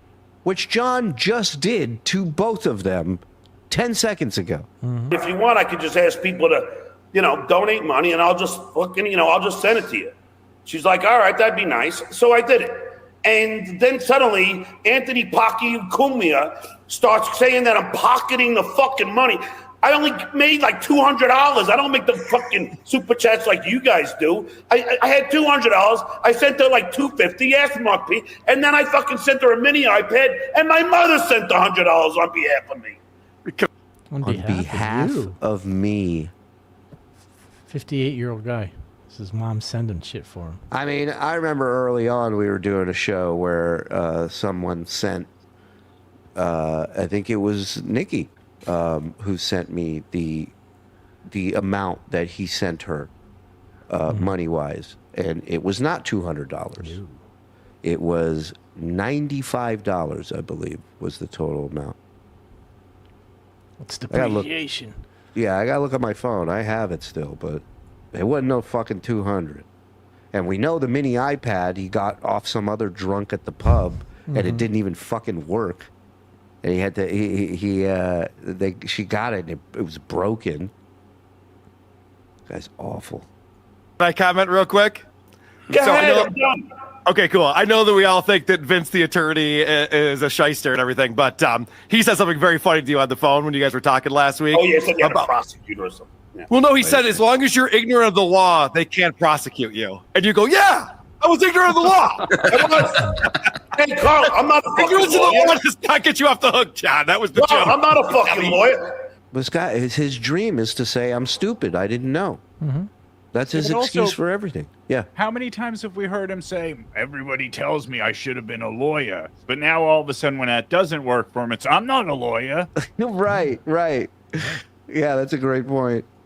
Hey, I'm not a lawyer about the fucking law. That's a not. See, hey, yeah, I'm ignorant about the law. I didn't know it was illegal to just fucking ask people if they want to donate to a friend. Look at this fucking dummy. KB is the winner. KB is the winner. People thought this couldn't be done, like putting a man on the moon, this motherfucker. That was never Hey, even done. that fat That was fuck fake. Melton said it would never happen. I promised to never call him a fat fuck again, but I still did. You were just bragging about his shirts yesterday. They're beautiful. Look at this one. Oh, that's the one I'm getting. Another Melton John, what's up? classic. What's Now, up, this John? is my other issue with you. Okay. Okay. Morganson. Now, I know you William- don't have kids, so you don't really know. Why don't you have kids? Is it because you don't have sex, or because there's some? Come on, let's keep it. Let's take the high road for a while. I like to finish on the tits, John. Like you I finish on the tits. No, I'm just curious. I like that Kevin's taking the high road back then. It was before he attacked people's wives with who are riddled with MS. Hey, we all Class bleed act. red. Yeah, class act. I like All your right. finish. There's only one race, the human race, right, guys? But I mean, Not again, having this is John with his emasculation tour. This is why can't you have kids? Oh, you don't have the lead in your pencil, Karl? Is that why? Everything leads in his mind to the worst insult possible. You're gay. Right. That's what it all comes down to him. Yep. That's why he has 3 gay kids. Yeah, God's like, I'll show you, motherfucker. Sperm. It's like I have a friend, always says the N-word. Always says the N-word. Just black had his kids? first kid. Black kid. Yeah. Wow. God works in mysterious ways. No, different friend that says the N-word all the time. That's it. Congratulations, Frog. Oh, God burnt another one. Come on, John, I never wanted children. Keep going. Gorgo. I heard William Chad- Morganson, $10. I heard Chad stole some new credit cards in order to offer John money to do his show. There's no way. There's no way Chad had money laying around to pay John to do the show. That's a fact. Dues payer. Do it His anyway. fucking son is coming in. It's getting close. What were you going to say about me not having kids, though, John? You were going somewhere with that. I was, because here you are, and I'm watching you, and you sound so stupid. Listen, at around 4 o'clock, it's the sun's peak. I'm not going to be able to do the show anymore. There's another son I don't want to get near. Can't go any higher. You can't go any higher. But that's besides. Do you have a college degree? I do, yeah. Yeah. Okay. So you should be smarter than this. Do you? Okay. Have you ever heard of the thing? I don't know. It was in the news. Have you ever heard of the thing? Are you aware that this is autopsy lighting that you're in, John? Called COVID? What's that? Yes. Okay. I'm very familiar with So here COVID. we yeah. go, Paul. John sounds like a lawyer presenting his case. Have you ever heard of it? I think I heard Gino Here we go, you Bisconte dumb talk fuck. about it. All right, hold on. I hope the green screen falls again. Oh, that's another thing. Bob, how funny. You and Morse and Shuli all goof on my green screen falling, and then every one of your fucking green screen falls. No, He's got you there. I dropped the computer. I broke my computer. The camera went over. But that's what's funny. It's funny. It was all Yeah, but funny. you goof on me, and then the same shit happens But to you. it's funny. John. It's funny. But nobody's Do a saying show. it's not funny. John, do a show making fun of Shuli. I would support that 100%. Come back to the internet. And goof on you would Shuli. kill in the super chats. The super chats would crushed fucking it. roll in. You've seen the I'm stuff, over Reddit. it. You I'm know over that. the You know that there's a. He's over it. I'm over. Nah. And then he's going to pick the guitar up from behind the couch. All right. 2, 3, 4. A lot of fans out there want to see you do that. But I'm it's over like it. Dude, anything. in 2.5 years, I get another pension from LAUSD. Now, Karl. In 2.5 years. So he was already counting that pension. Right, which was a one-time thing. One time. Yeah. One time. It wasn't a continuing pension. I'm going to ask you this. Well, you started Have talking you about- heard of the Holocaust, Karl? So you started talking about my daughter. Don't worry, Kev. I'm not getting into the. No, I'm just joking. You're asking, have you heard about COVID? Yeah, but I'm going to tell you why it's significant in Kevin's stupid fucking empty head. So I'm Kevin. He's Karl. Oh, I always call him Kevin. Sorry. Retard. What a fucking Stupid head. idiot. When he's calling somebody stupid. Yeah. Yeah. Little moron. That's why we love him. That's why he's the best. Yep. Oh, I Both thought you of were you. talking about Brennan. Okay. No, Yeah, you anyway. confused the listener and us. Anyway, Karl, if you had a brain, you would know that COVID happened. My daughter was one of 10,000 students at UCSB. What do you think happened when COVID happened, Karl? They didn't go to class anymore? They told made them all wear the students masks? they had to leave their dormitory. So now you have 10,000 students scrambling for housing. That explains the homelessness part of the article. Now, That's not what homelessness means, Jack. Sure isn't. She said she was confronted with homelessness. She doesn't have friends or family. All the to stay students with. were you ignorant fuck. That's not what homelessness is. You have friends and it's family. not? You can crash on a couch. Really? You're not You have a homeless. place to live? That's not considered scared of being homeless? Not if you have a competent father that you can stay with. No one's homeless. Yeah, she can, live but with their father. Karl, I live 2 hours away from UCSB. Do you think she wants to commute like that? I did when I was going to NYU, but she doesn't want to do that. Now, I did it, but she can't. She's weak. Yeah. She doesn't like cat shit. But again, this is the stuff he brings up because he thinks the kids thing will help legitimize the victim that he is to all these people. Right. So it's all, if you see, all his talking points are about kids. It's not about money. It's not about fake views, fake super chats, this one, that one, the other, people's wives. It's about one thing, attacking his kids, my babies. And it didn't stick. So then he moved on to the next thing. Right. And listen, the guy with the $10,000 pool table should, even if she has a place 45 minutes away, rent her an apartment 45 minutes away from college. She can still get there. Get her a shitty studio like the one you had in California.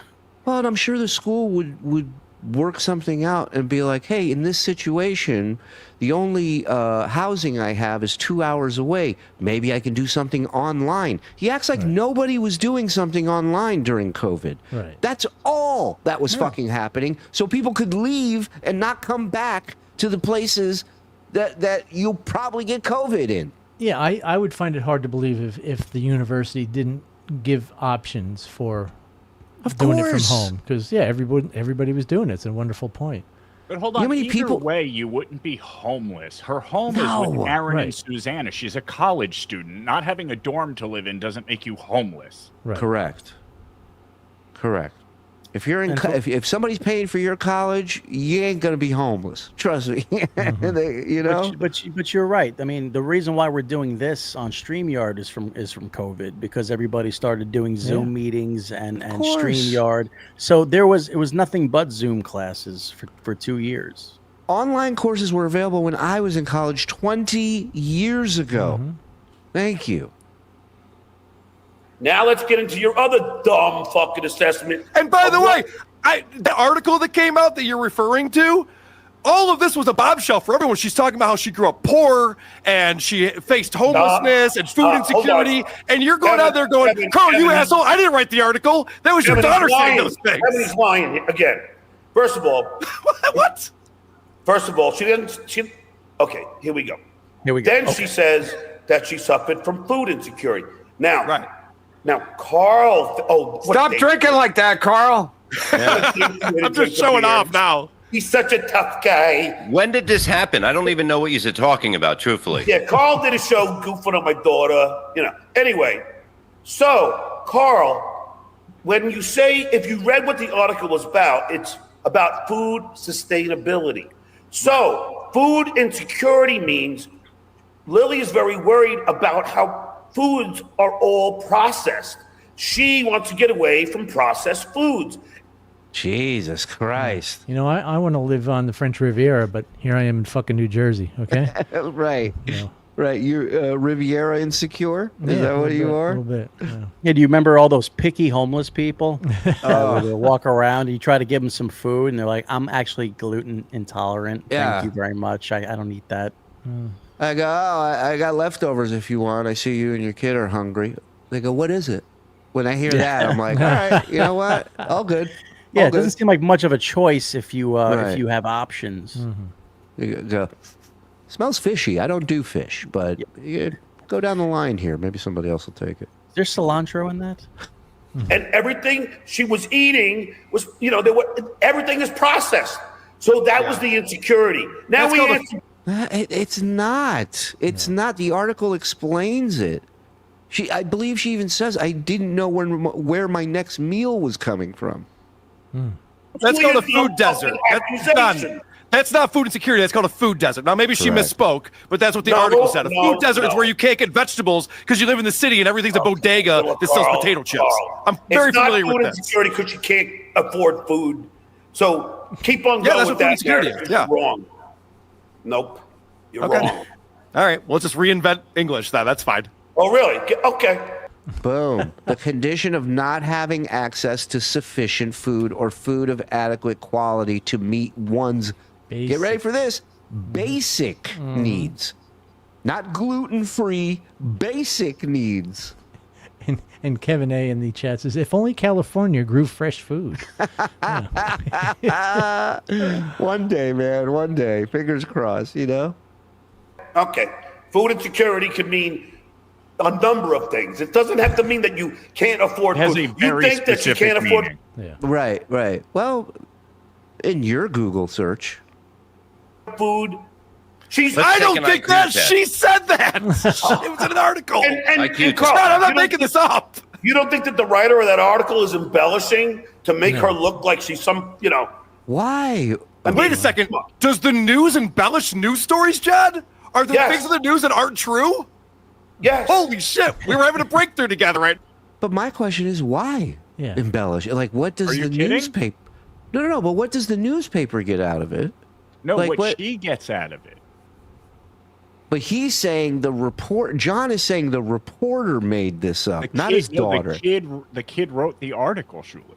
Oh, I thought she was interviewed. No. She wrote the. That's why Karl keeps saying I didn't say it. She did it. She said it. She wrote the article. So what's John talking? Hold on, now I gotta go back. Moron. It could mean a number of things. It doesn't have to mean that you can't afford food. You think that she can't afford food? Yes. I don't think that she said that. It was in an article. And Karl, I'm not making this up. You don't think that the writer of that article is embellishing? Okay, so you're telling me she wrote the article? Yeah. Oh, he's the best. What a fucking moron. Oh my God. Wow.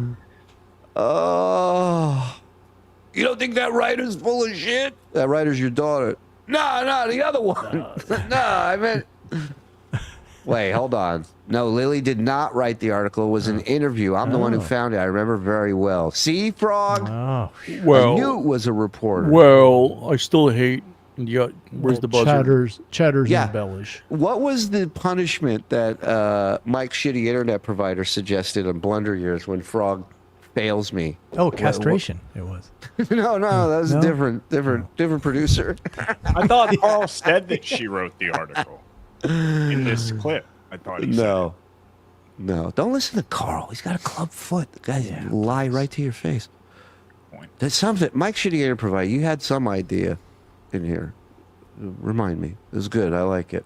But the fact that she's even being interviewed and she's talking all this shit, it's either it's a direct love or hate letter to her father, like telling people that she wasn't raised properly by her parents. I mean, that's bad for her mom, because her mom probably, again, at some point her mom was working 3 or 4 jobs to make ends meet because he wasn't giving them child support. So maybe she was broke at one point.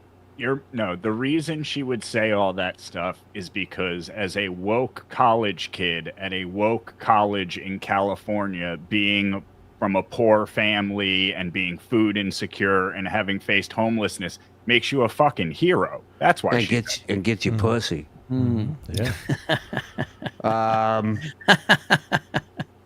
We got that's what she really wants. What we all want, pal. Some gash. Act accordingly. Oh, yeah. People reminded me. What John was saying on Blunder Years, the song he wrote for Howard, the second one was a Kiss Your Ass song.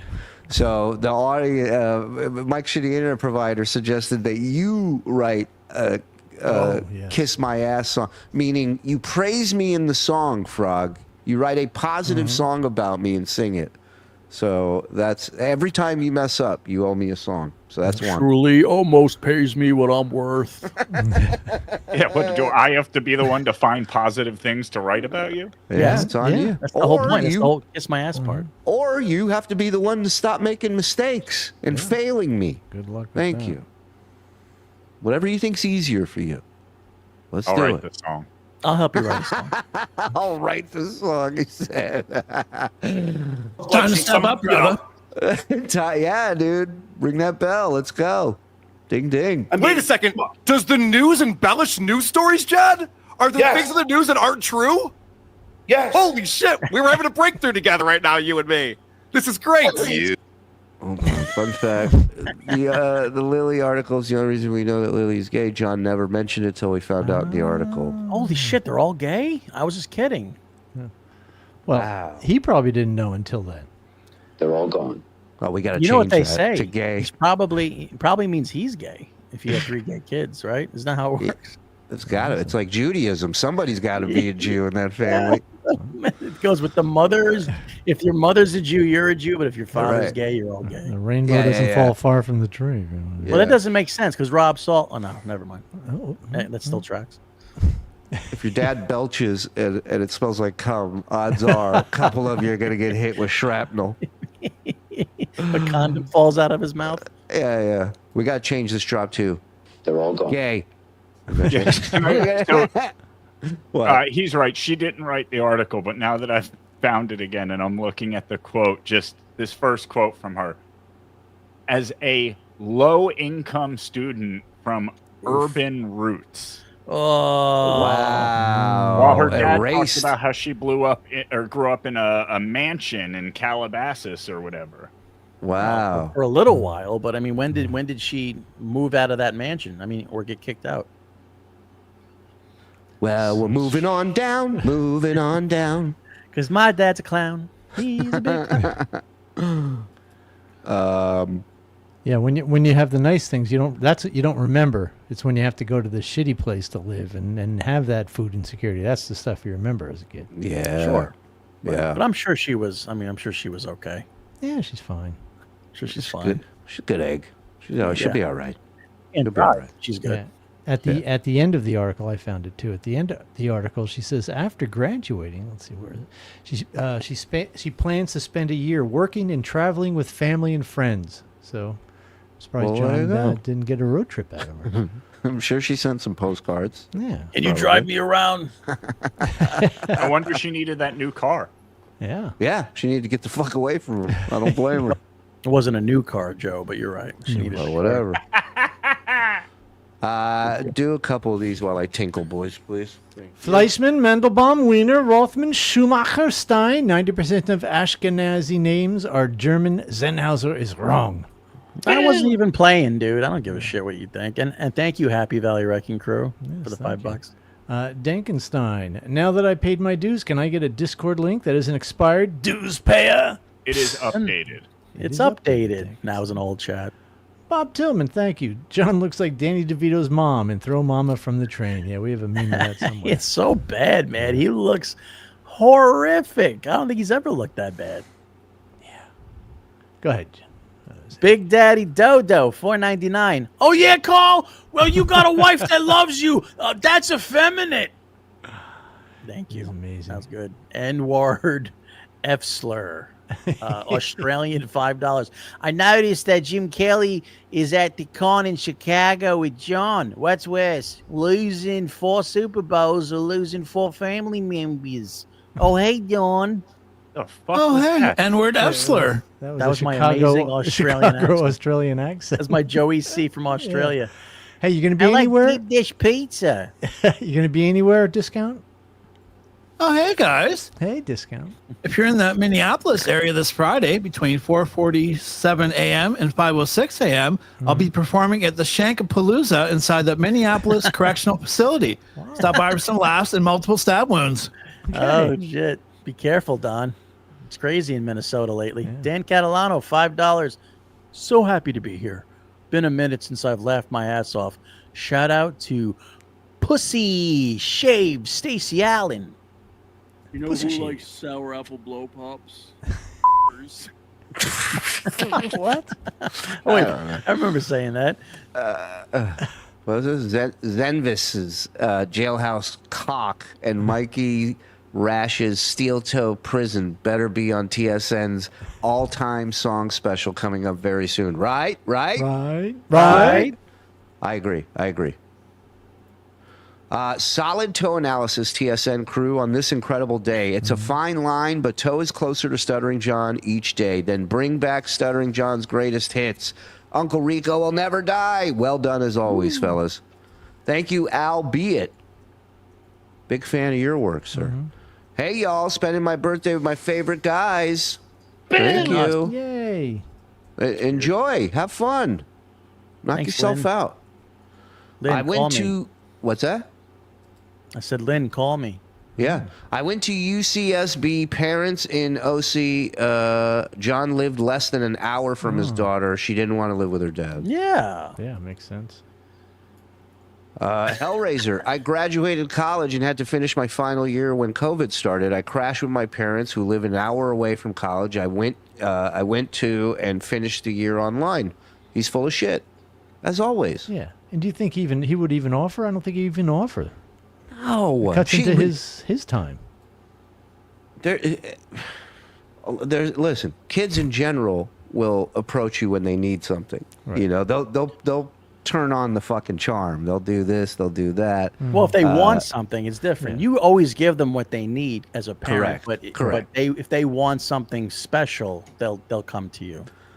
So she jumped on the grenade for that car. She got back in contact with him, you know. She wrote it.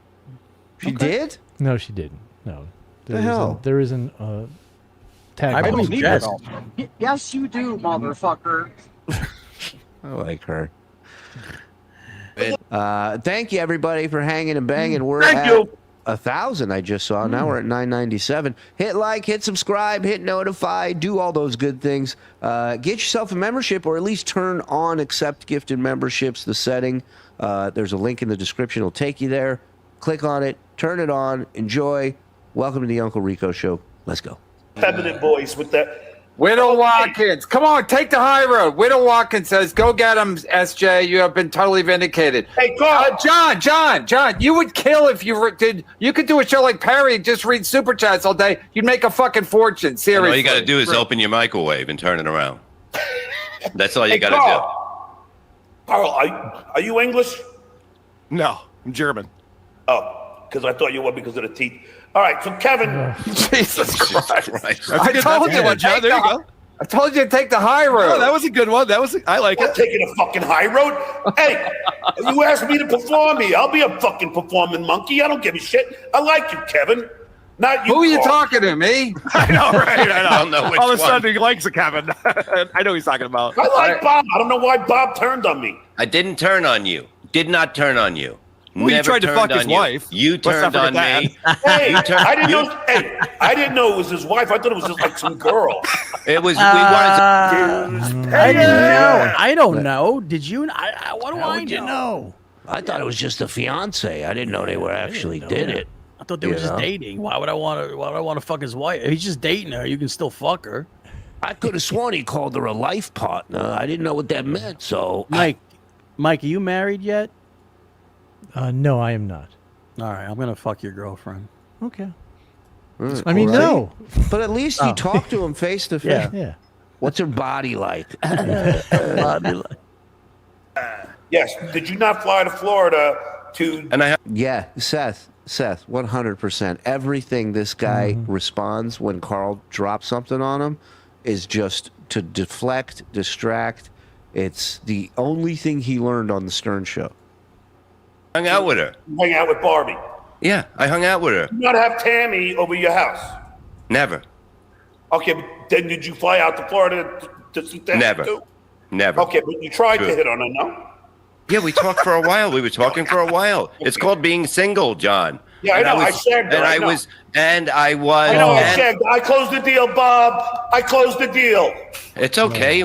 One looked like a horse without makeup. I don't give a fuck. But here's the thing. The whole fact is Look at that him trashing some girl now. Kate Meany. He is an immature, fucking ugly, big-jawed, flabby-armed, disgusting pig. Look at him. How dare Bob trash a woman? Yeah. Imagine how many nudes John must have shared. Oh, please. Are you kidding me? Oh, thank you, old white goat. You're the best. Crashing some girl now. Keanu, you're a loser. You're not that hot. You got no boobs. You're fucking a fucking glorified fucking porn star. Shut the fuck up. You try and talk like you're smart to overcompensate for the fact that you're an idiot. Thank you. Thank you. Trashing some girl now. I'm not trashing some girl that tried to trash me. Go fuck you. Listen to me. Fact is this. The fact is this. I was dues payer.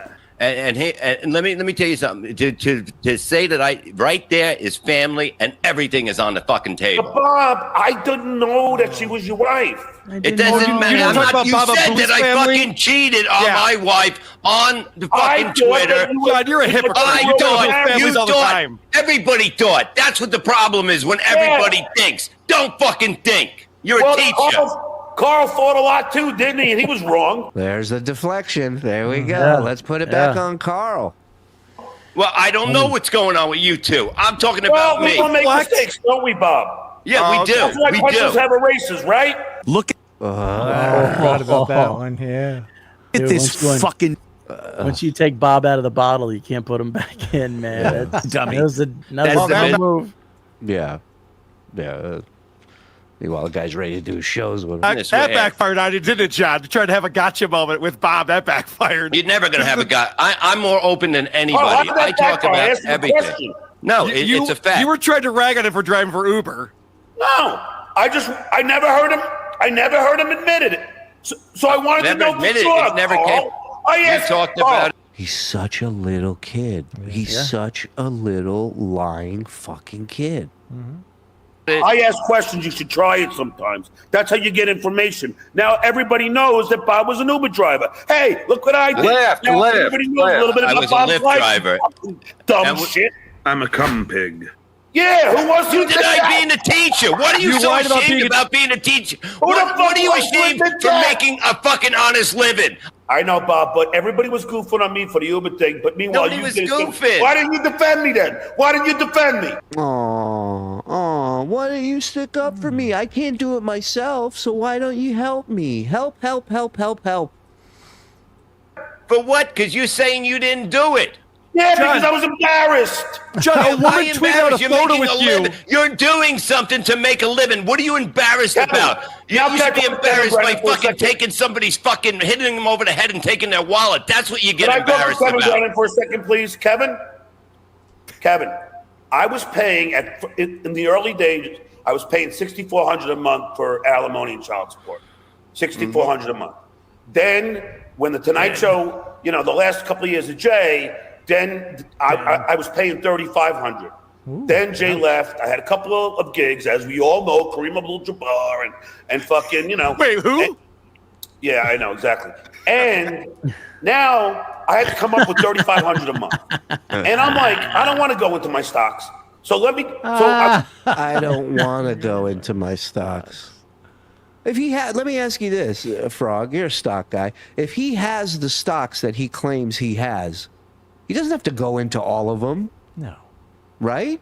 No, you can sell a few shares or whatever. Yeah, like he claims to have some really good stocks. So Apple and Disney, I think he said. Yeah. No. He has shitty stocks. I'm saying what he said. I know he's. Yeah. You really think we think he has Apple and Disney stock? Yeah, do you mind? I invested into Hindenburg. That wasn't very smart of me. He invested in Honeycrisp apples by mistake. Ford and Air Canada, two pieces of shit. Oh my God! Anything Canada. Yeah, so he's paying less than $1,000 a week, which, listen, not chump change, but for a guy who was making all that money all those years, you think you'd have a little bit tucked away.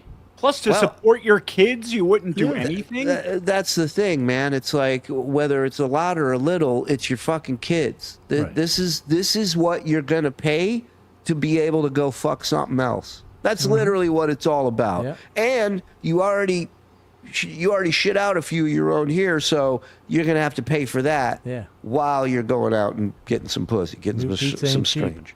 Yeah. Yeah, but It's you're a making fine. $400,000 a year for how many years? One. And you're okay. It went down every year. But you're making six figures for the most part. Yeah. I'm imagining for a while, and you Yeah. don't have any money saved away. I mean, you don't. How much No. could you possibly be spending? Well, when you're shipping pizza out from the East Coast, Right. Buying a on a plane. $10,000 pool table.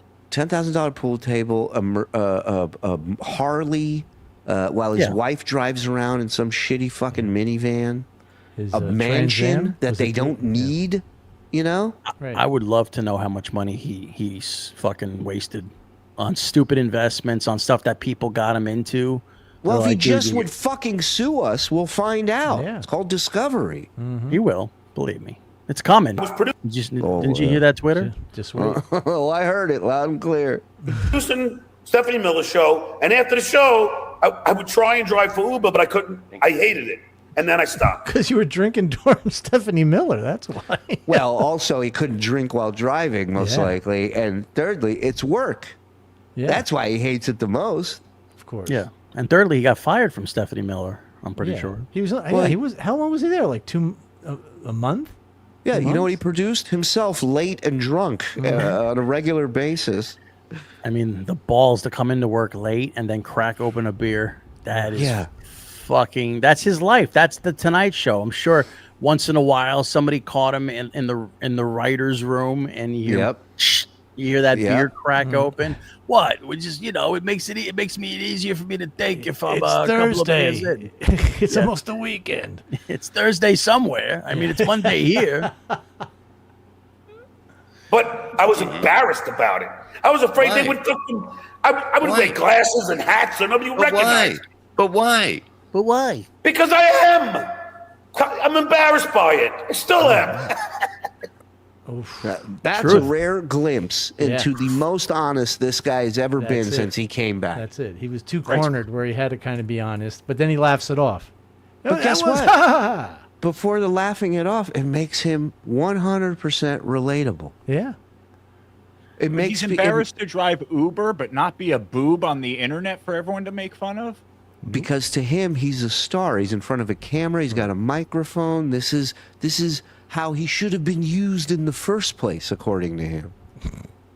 As if Howard didn't know what the fuck he's doing, right? To him, it's still broadcasting for sure, 100%. Right. Oh, yeah. It's still him with a microphone, with his fans watching. Mm-hmm. Hey, I told you fuckers turn on accept gifted memberships. Man, oh man, I love this picture. Suck my dick. What are you doing? Oh, a 50 bomb! Jesus. Damn. Dill motherfucking dog. Fred Norris. Man, oh man, it's going to be a good summer. So much winning today. Happy Wednesday, fuckaroonies. Love you, Dill Dog. Hey, Thank Dill you, Dog. my friend. You're the best. So much winning. I still haven't deleted my pop pics. That's my favorite one. That's a great one. That cooking video is a mess. He's a typical boomer. He's claimed that you never sell your stocks. That's not how you do stock market stuff, right? No, he says he never changed your socks. Oh, that yeah, he's right on the second one. Please play Stuttering John's face to No Country for Old Man Hitman. Oh, Javier? Yeah. Javier Bardem. Javier. This almost turned into, I got nowhere else to go. Yeah. I was thinking Rocky. I'm scared, all right? I'm Right. scared. Having John as an Uber driver is like trusting Charlie Sheen when you go, yes! Now we're talking. There it is. Oh, great one. It's pretty hypocritical to tell your fans to give negative Yelp reviews when you complain about Who's people that? doing They that. did it to me. Well, right. Well, they started it. Yep, you win. Yeah, I get revenge. Yeah, Carl. The moral that's high right. ground. Yeah, Carl. You punch me, I punch you back. Only Yeah, harder. I stand with John on this one. Yeah, they do it to me, so I'm going to do it back to them. Yeah, Well, Chap they does suck something your to me, dick. I do it back They to suck him. your dick. You gonna suck their dick back? Huh? No, I'm going to punch them in the balls. All right, that's hot. That'll make me come. I don't really care. I mean, I do. John's been on Monique's show on Radio Gunk a million times. What does she do? She makes money off of Howard Stern. So you're okay with that. But you don't like when people are making money off of you. Oh, Oh, 1,000,000 times, really? You've been on a bunch of times. However many times. Who gives a 3 shit? times. Again, it's not the amount of times you've been on. Right. That's not the point. That's not 3. the point. Yeah. Not 1,000,000, 3. Yeah, 3's 1,000,000 now. Fuck off. Dudes. Hey, He's so angry. He's so scared. He knows he's being outsmarted. That's another Yes. problem. Like, or he does. Yes. Maybe he doesn't want to admit it, but he's like, well, fuck you.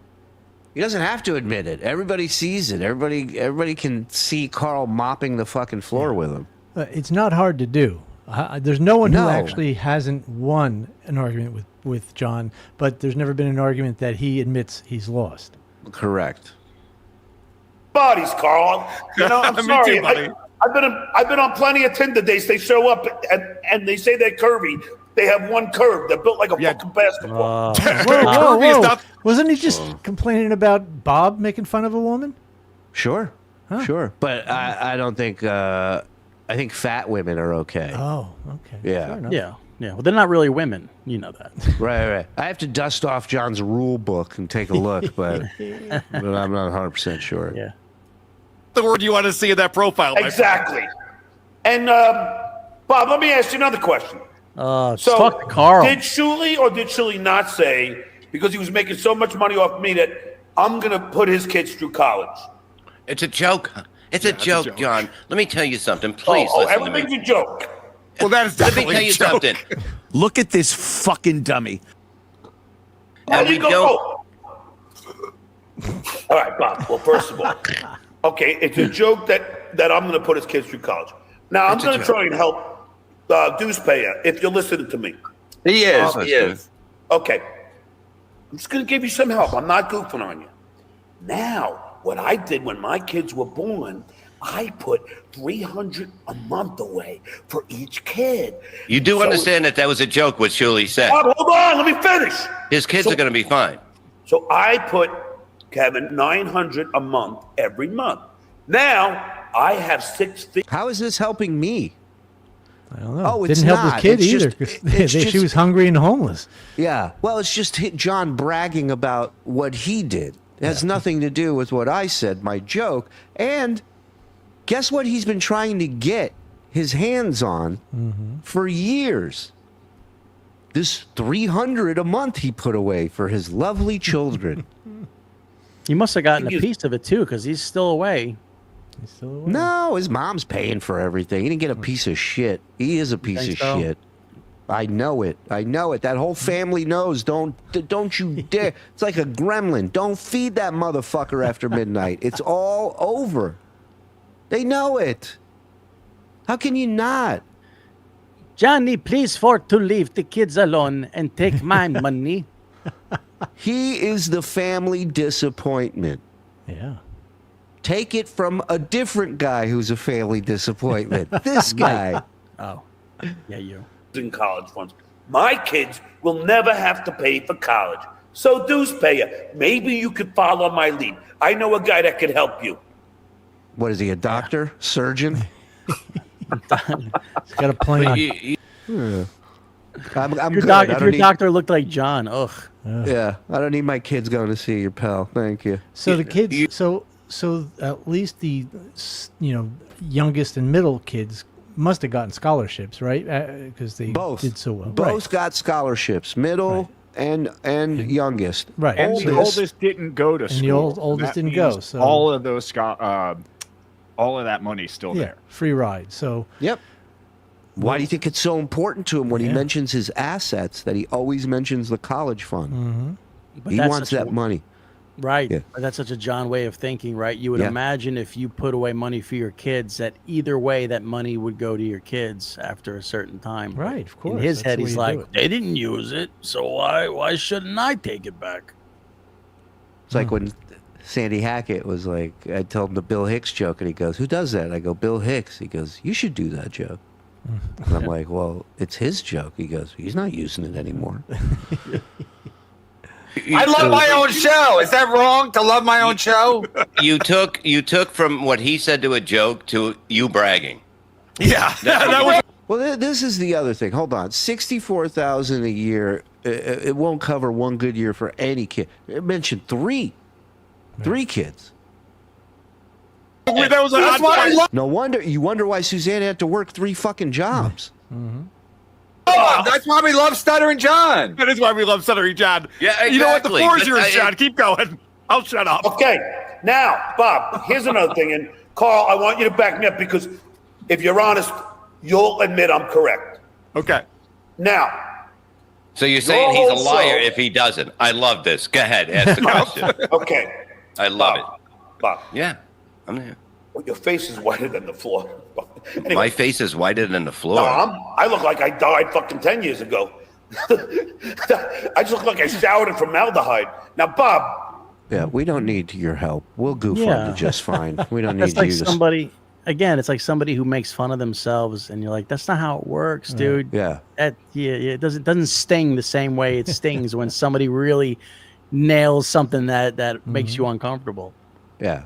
It's like going to lift weights at the gym and a guy in a wheelchair rolls up and goes, "Need a spotter?" Yeah, I'm good. I'm good. I got this one. I'll take my chances. Fucking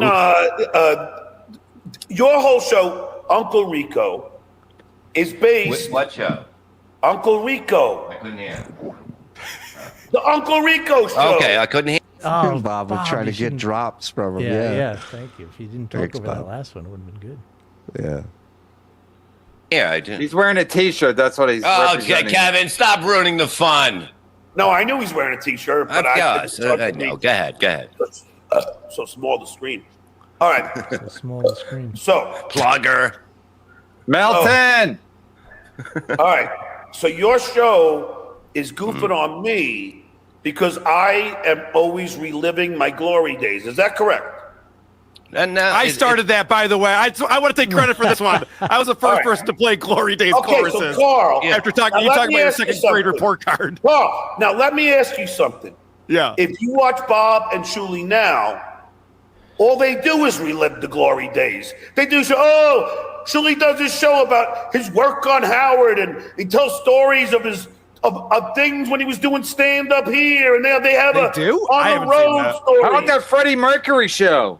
Yeah, they're all about Mercury. The Freddie Mercury show. What was that show again? You guys watch? It was basically the blunder years if the clip wasn't about John. Oh, right, old right. Howard stuff. It was old Howard moments, and Brett in the chat named it. We asked what should he name it? And he said the Freddie Mercury show, and it was so stupid. We were like, perfect. And Kevin, I remember, wasn't Kevin ranting one day that we don't talk about Freddie Mercury on the show ever? No. The first time he brought it up, he thought we were actually going to be doing a show about Queen. Right. He was an early fan back then, and he was very upset. Yeah. glory days. The funny Freddie Mercury show is more You guys about are hypocrites. Beetlejuice. It's more about Beetlejuice. It's more about whatever. And No, Bob, you and Shuli have talked about your time on Stern.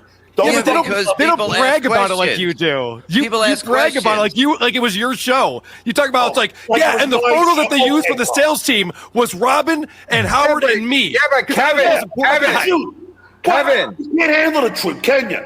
That's the Kevin, truth. I'm talking to Me and Karl Howard now. were having Kevin, lunch. Phone You know, we screener, always John. had You're the lunch. phone screener. That's the Oh, truth. really? Yeah, but I was also a writer. I was the No, you phone weren't. screener, Karl. Casey I was a writer Armstrong then. showed that you were not a writer. You didn't even have the software that you needed to be a writer. you I wrote idiots. bit. Oh yeah, the Richard Dreyfuss show. I remember that one too. Yeah, that was good. The Duke wins. Bo, you're in our chat. How is he a winner? Yeah. What are you talking about? Yeah, go on Good to- John's show. Yeah, good to see you, Bo. I just love That's a good that place. photo. It's a good place to stop. Yeah. It is. It is. Him calling him out for not being a writer is Oh, so great. great. So Great. I'm going to show you. I'm going to go write something right now. Don, when will you perform at the Pine Barrens for the Devils? Well, that's a great question. I'll have to talk to my people. But, anyone in the Stearns County, Minnesota area tonight between 11:02 p.m. and 11:11 p.m., I'll be at the Stearns County Jail. Stop by for some comedy and some tasty Persian cookies shaped like little frogs. Specific.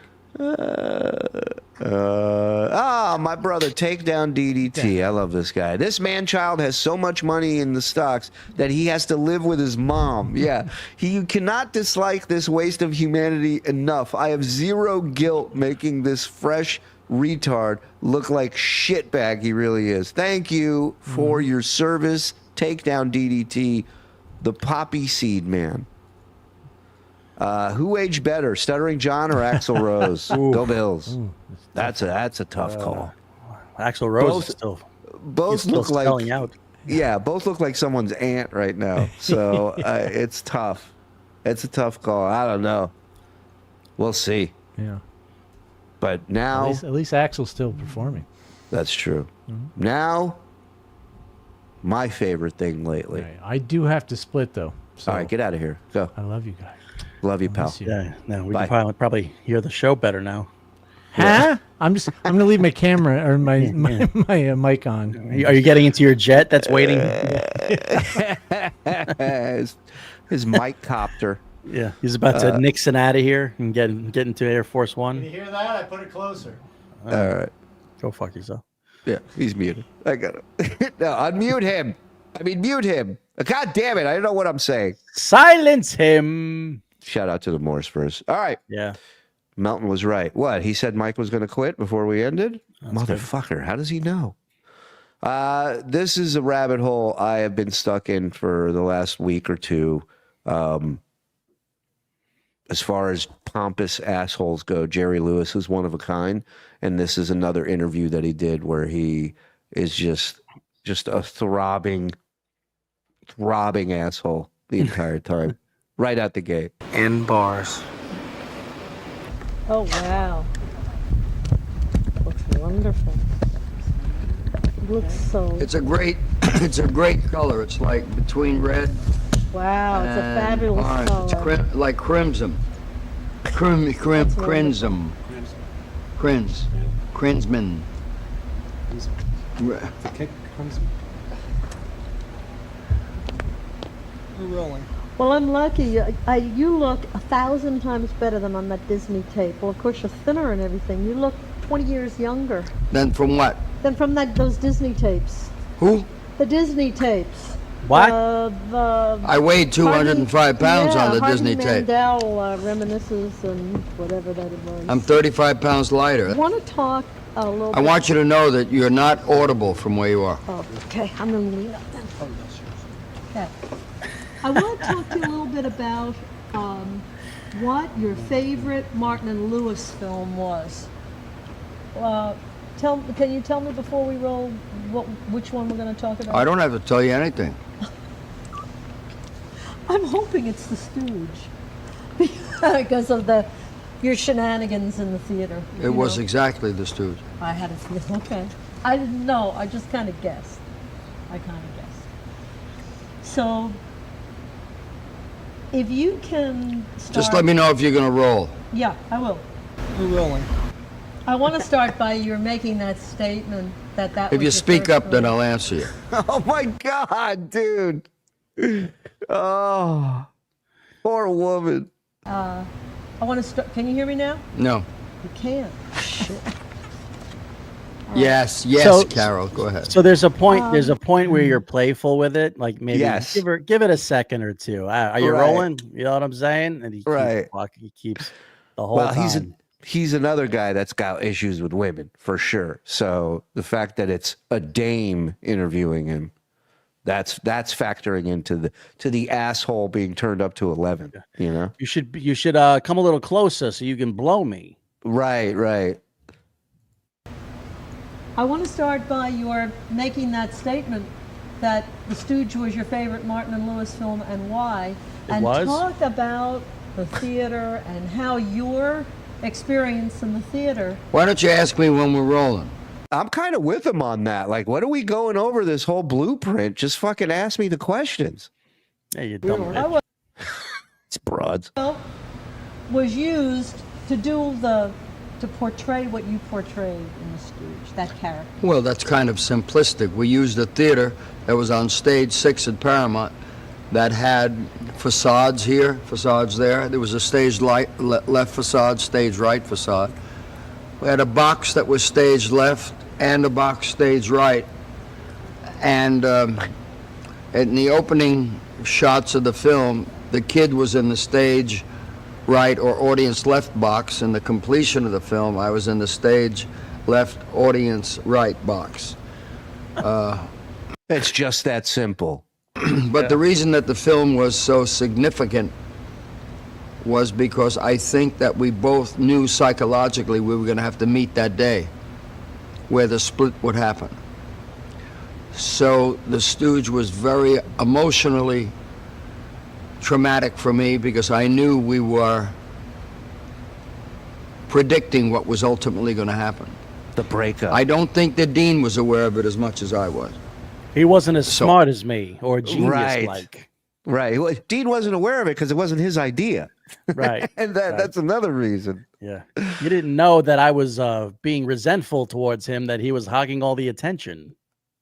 You have, see, Kyle, you have no fucking idea the amount of interviews where he is just, the next one, I almost played tonight, but the next one, well, we got to get Cumia to watch this one with us. I was watching it today. I was ready, I wish I had hair to pull out. I really do. I took the film as a very, very passionate and emotional project. And do you remember feeling that? Oh, Having yes, that of course. foreboding? Of course. Hold on. David, man, does anyone remember Hardly Working from 1981 where Jerry was a mailman? Isn't that the one where he plays the Benihana chef? I think so. I think we have a picture of that in Discord, Frog. Greatest fear in the world is when you make any kind of unity. It's the same fear a man has with a wife. They go through that 7-year itch, and his fear is, will he lose her? Her fear is, will she lose him? When Dean and I made The Stooge, we were already together about 6 years. So yeah, there he is, hardly working. Wait, that was that he was playing an Asian? Yeah. Go back on that. Go back on That's that. all right. I think we all get the point. No, go put it back real up. quick. Go What the back. fuck? Not That's being a Karl chicken shit. Heberger. What are you talking about? Hey, those choppers. Come on, John. You're a stunt boy. we were beginning to get those psychological traumas developing in our subconscious.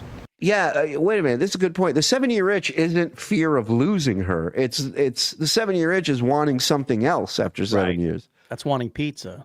Yeah, it's the 7th inning stretch for pussy, you know. Right. And were the things like you're sewing the buttons on for him in the dressing room, were those things derived from what you really did, or No, no.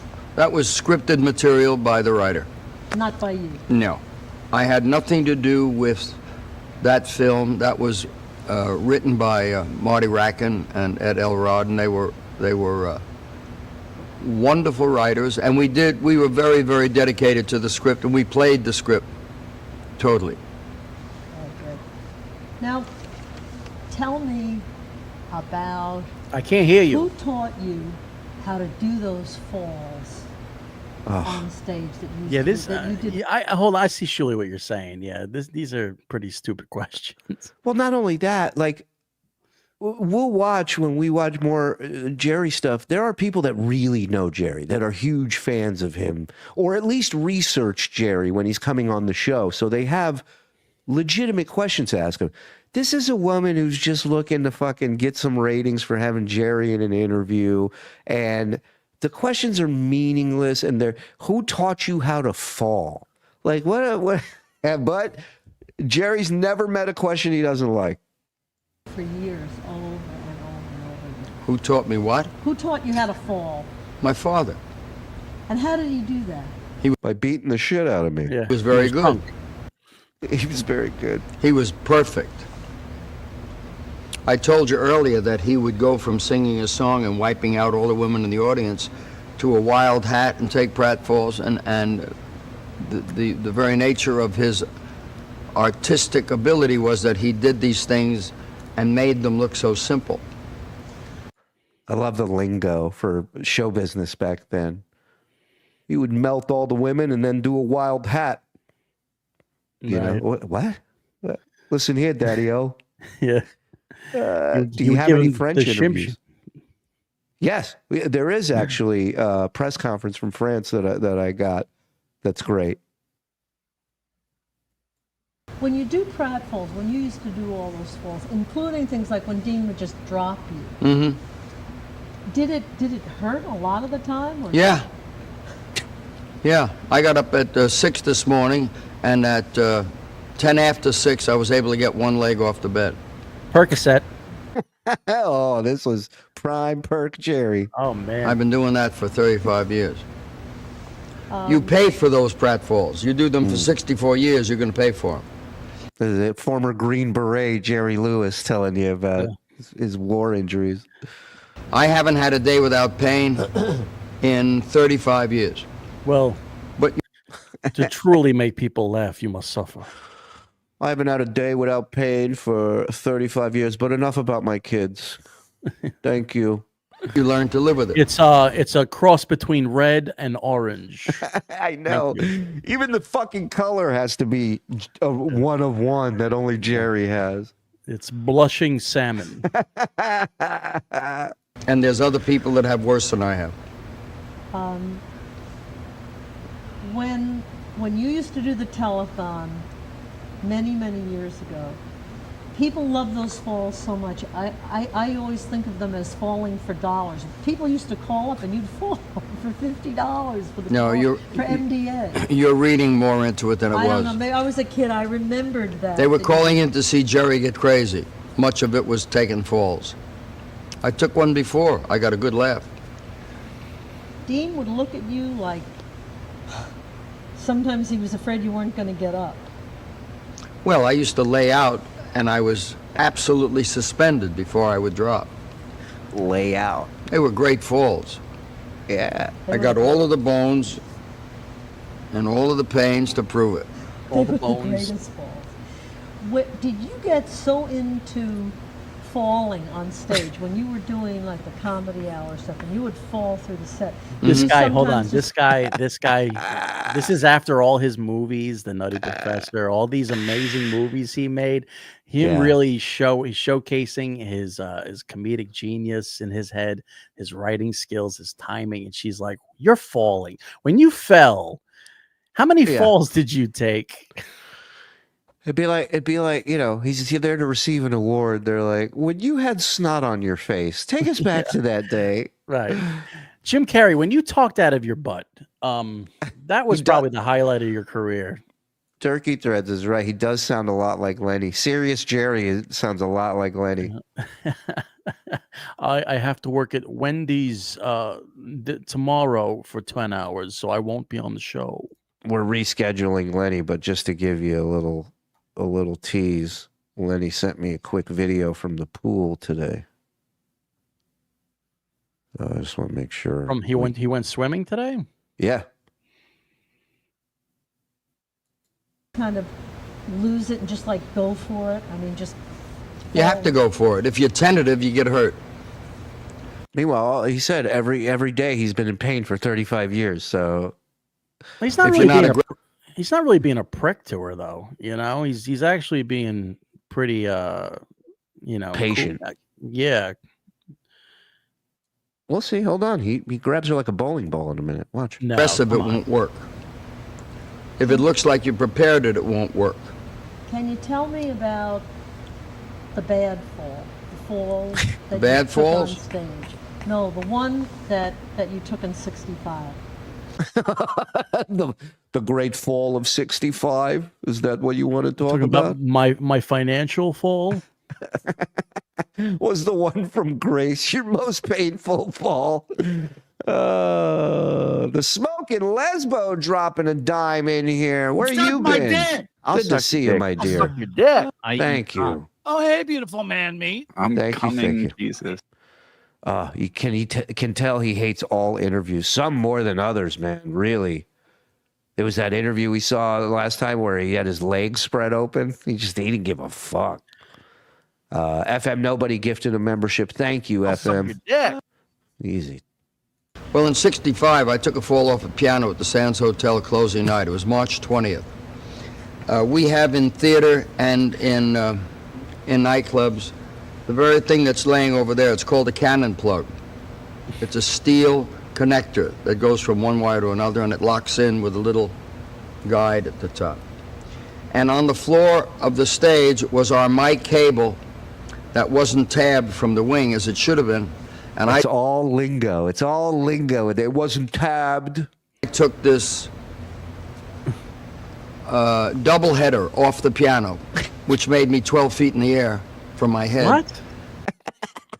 Like he did like a triple Lindy off the piano. He did a double header that made him 12 feet in the air. I did a reverse jackknife off the piano, 15 feet in the air. I was literally in the other hemisphere at the time. You ever do a 17-foot can opener off a jukebox? Call me when you do, Toots. And I came down and landed on my spinal column on that cannon plug. Oof. I knew I was in trouble because trauma sets in immediately. I got up and I finished the show. I only had another 5 minutes to do. You know that guy, Marcus Luttrell, lone survivor? Sure. Yeah. He has less details in his story than Jerry does in the cannon plug incident. You know, Louis what's his name? Lou Costello. Yeah. His kid drowned. Yeah. Right before he went on to do a performance, Lou Costello, he got the news before he went on. He went out, he did his entire act. Yep. And then he dealt with the trauma afterwards. I mean, that guy he can complain. This guy, he got a little bruise on his back. Come on. I can tell you one thing: if you've lost a kid, don't share that with Norm Macdonald or tell a story about talking to somebody.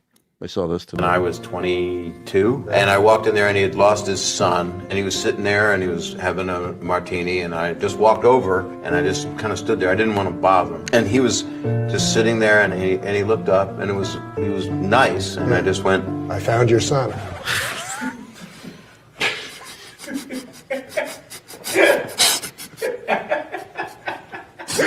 That's it. Bob Saget's been our guest. And then 2 weeks later, Bob Saget was murdered in a hotel room. Reminds me of when Richard Simmons stormed off of Jay Thomas's show when he came on and he was all sad. He said, I just lost my mother. And he said, well, have you put up flyers, Richard? He stormed out. Well, he sashayed out. Yeah, he did. He did. Swished. Swish away. But when I got to the dressing room, I felt total paralysis in my lower extremities, rather. So on March 21st, I was at UCLA at the orthopedic specialist, and cruising for gas. He told me that I chipped a piece of the spinal column off. Asian gas, to be exact. That's why I'm in front of UCLA. They love that school. It's cuckoo. I'm a real rice eater, if you know what I mean. And that I will pay for it. And he gave me a calendar of events that in 5 years I would feel it more on the left side of my back. Oh. In 5 years from then, I would get it in the lower back. Maybe 5 years after that, I'd start getting it on the other side. And then in 10 years... His doctor has now predicted for the next 20 years where he's going to feel pain on his body. Yeah. That's how they roll. And UCLA, I mean, they know their stuff. Makes sense. From then, it would be in my hands. Well, it started in my hands in October of last year. And, of course, the only thing down the line is surgery. And that will only limit some of the pain. But I don't think He chipped his spinal column in 1964, and now he's like, and now the next step is surgery. Yeah, after another 30 years. Yeah. Okay. Yeah. Well, chip the other side. Maybe it'll balance everything out. I don't know. Or maybe get it fixed in 1964. Right. But you know what? It's more fun to just take 7 perks a day and write a fucking movie about a clown who walks kids into the gas chamber. Those doctors smoking cigarettes, going, "Don't worry, cool kid. A fifth of bourbon, a few la pills, you'll be fine. Don't worry about it. You might feel a little paralysis in your back, then on your left side, then on your right. Boom, boom, boom. Your hands." Yeah. Doctor's office filled with smoke. Everybody's chain smoking in there. I'm not interested in having a knife put in my spine. So I'll just go through this hero-like Herculean day by day, giving pleasure to the masses as I suffer into my death. But initially, they gave you Percodan. Yes, they prescribe Percodan, but they prescribe 1 a day. I was up to 13 a day after 7 years. Yes. Wow. 13 a day. Hey. My man. Popping them like Tic Tacs, baby. Hey, I'm over here now. And That's when I became addicted. You think? And what did you do for that? Did you end up having to go into a clinic to Dr. DeBakeme took me into a clean out, put me out for 44 days. And when I awoke reborn.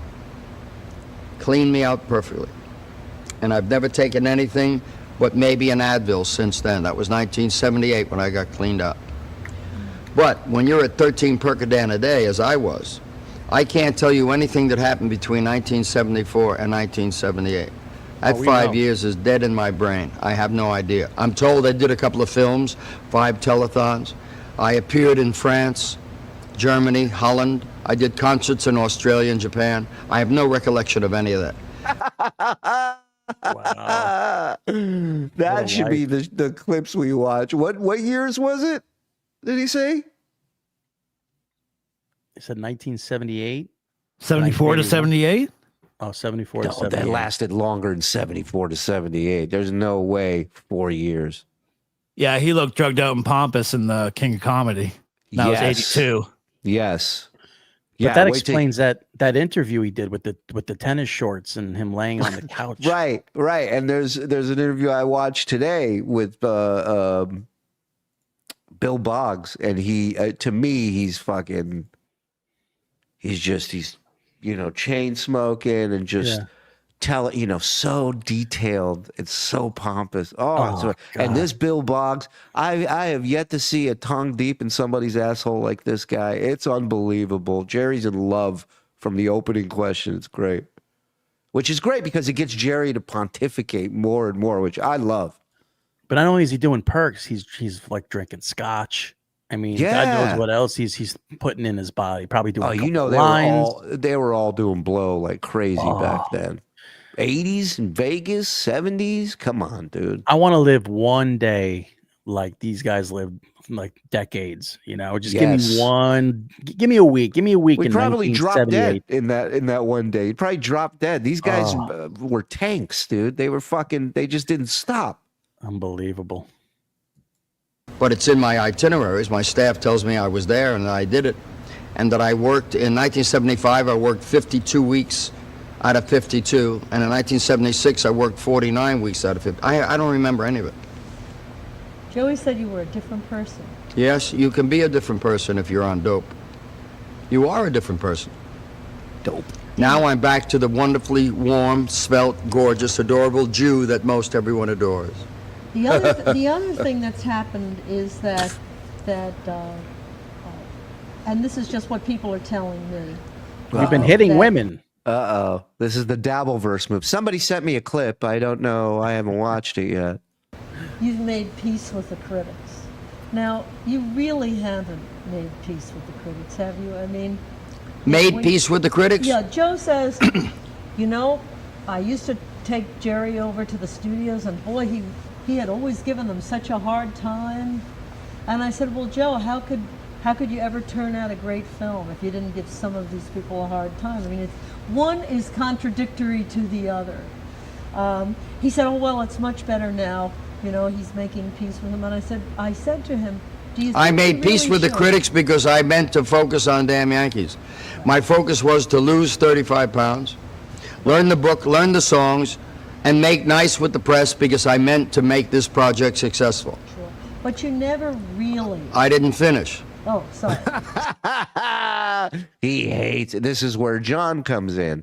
He hates critic. He hates anybody giving him any type of criticism whatsoever. Excuse me. The only peace I made with the press is I did what they did. I became a whore. A whore? They've been doing it for 100 years. So I'm just giving a taste of their own medicine, and I'm getting all of the press I need. I didn't make peace with them. I still think of them as I always did. They're whores, and they always will be. But as long as I want their space, I'll be so sweet and kind and loving, and I'll get all the space I want. I'm just doing to them what they've done to everybody else. Okay. Sammy, Okay. Shuli, why do... Oh, where'd it go? How come I can't... Oh, Shuli, why do Jewish people love pointing out that they're Jewish? You rarely hear other nationalities do it. Yeah, I don't know.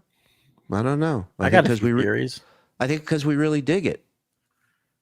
Dig it, man. Yeah. Listen, cat. Listen, it's all cat. about whether you dig it or not. I'm a Judy. That was supposed to be ka-chunk. Ka-chunk. There we Ka-chunk. go. I'm a Jew by choice, babe. Yeah, bro. Takedown DDT's a real motherfucker. Toe will be epic tomorrow. That, first of all, correct on takedown. And will Aaron be on tomorrow? And epic, he can't say a fucking thing tomorrow. Epic. Oh, come on, Shuli. It's almost funny. You know how, like, if you listen to Opie and Anthony back in the day, they couldn't say certain words, so they had to substitute it and dance around things, and it almost made things funnier. I think watching him tiptoe and dance around it is going to be even funnier than if he talked about it. But not day one. Not day one. It's going to take him a couple shows to realize the super chats are not coming in because he can't address it, and that's when all the code stuff will come in. That's when all the, See, I disagree. I think he's going right into it tomorrow, and I think he wants to go to jail. I think he definitely wants to get caught and go to jail. Dude, that's so badass if he does that tomorrow. He is, man. He's such a. I mean, why would he do this? Why would is he that stupid where he starts talking about this shit? Oh, if there's a God, please make it so. Thank you. You know, guys, maybe I didn't get my point across yesterday. That whore of a judge. I saw a couple of tweets, and it seemed like it was his smash pig. Was he called? I think it's a fake account. I don't think it's the real one. But it called the judge a whore. His slam piece called the judge a whore. And I mean, that would be amazing if it was true. But, it's like your girl that gets you into a fight at a bar. Like you're hanging out in a bar and a girl starts calling a guy an F word. Yeah. And now he calls her a whore, and now you got to step in and fight. Yeah, I just let them fight each other. They're both calling each other names already. I don't have a problem with either of them. The Bob and Tom show used to do great Martin and Lewis parody song called "Blow Me a Kiss." I'd never heard it. Bob and Tom. What happened to Tabber Benedict? Is it over? Or has it begun yet? Who knows? I sure as fuck don't. Beef Drippin's gifting one. Thank you. Tell me more about the Houdini. I've been in constant pain for 35 years. You think wearing a Wendy's uniform all day comes with no consequences? Thank you, Madigan. Back spinal surgery is a scary proposition even today. I know guys that have needed surgery for over 10 years and don't want to risk being paralyzed. No, I get it. True. I get it too, but here's what I don't 40 get. years to address it. Here's what I don't get. Lenny tells me he's chilling at the pool today. I don't ask him for this. Then he sends me this video. It's a cockpick.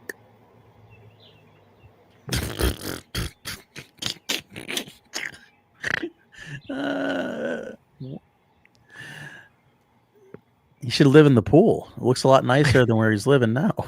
Wait till the guy starts shitting in it. Yeah. Just get me a snorkel and a blanket, and I'll be happy. I were friends for 45 years, and the reason that we were the kind of Damon and Pythias friendship, closer than any man and wife, closer than any two friends could ever be. The reason we were that way was because we didn't take ourselves too seriously. And we made jokes and humor about the stupidity of ignorance.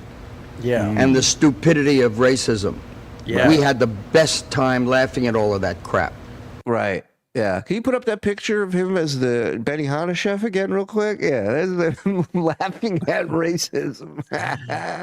Plus, at that time, blacks weren't so uppity. They play a clip from the movie, this interview, and they play that clip of him in the, and it's so bad, dude. It's so, even the screenshot, you go, that's bad. Wait till you see him acting, and it's unbelievable. It's racist and it's disgusting, but it's kind of accurate. Yeah, and funny. And Still holds hilarious. up. Still holds up. I don't care what you say.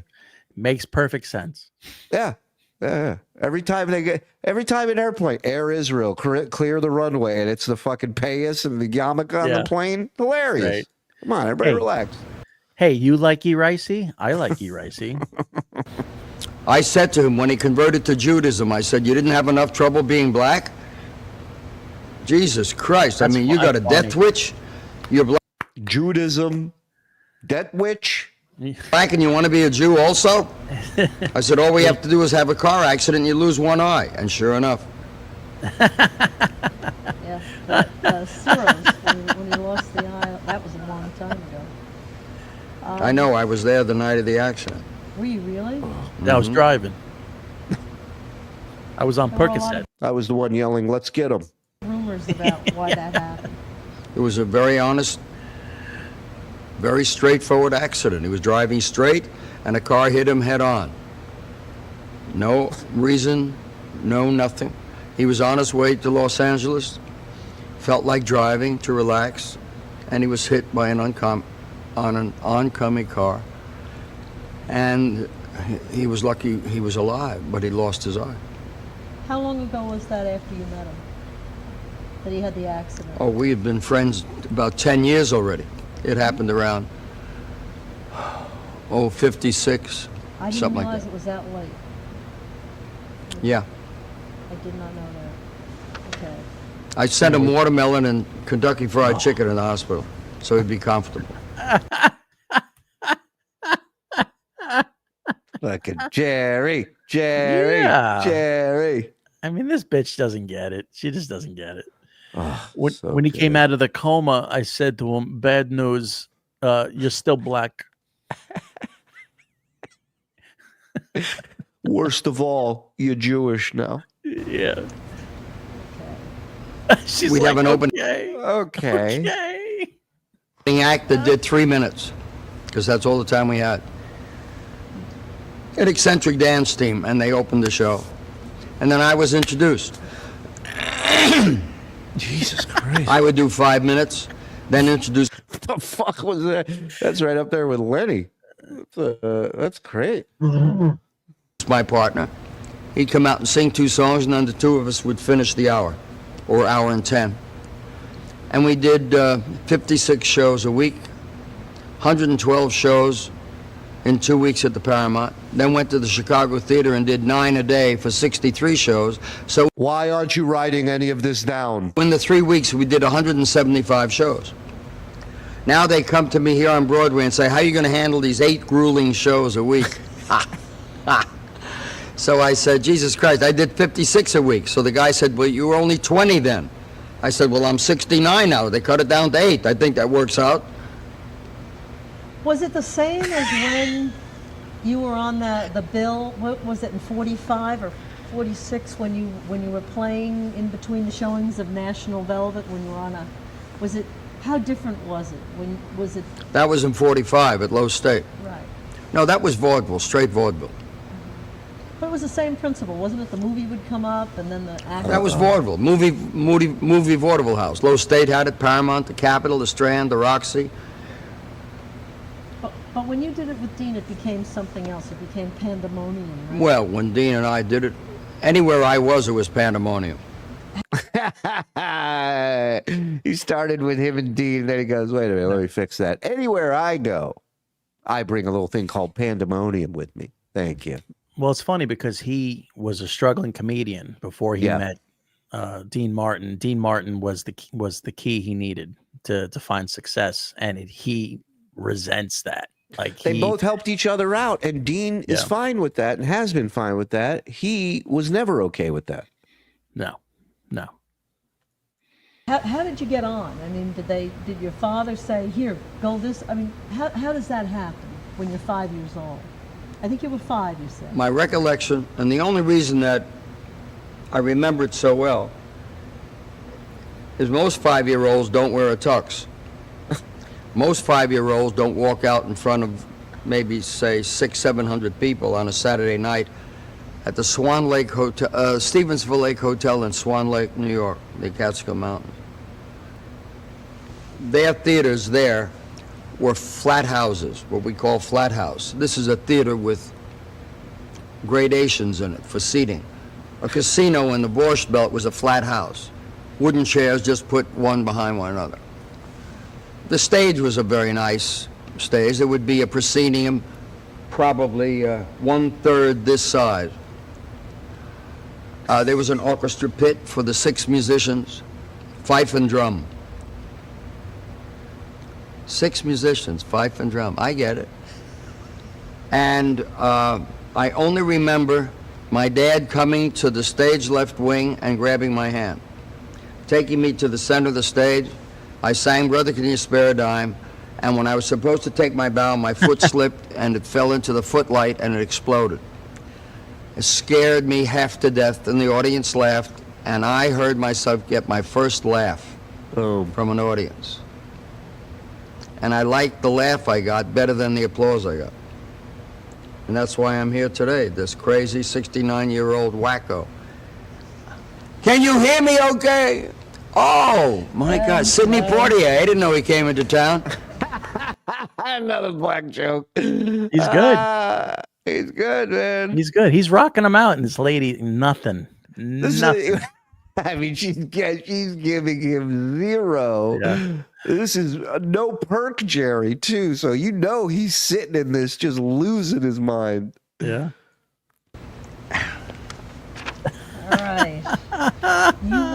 You feel that you have a right to devote. There we go. Now the legs, the positions start to change. Hey, he's getting comfortable. Yeah. Talent to the object that pleases you the most.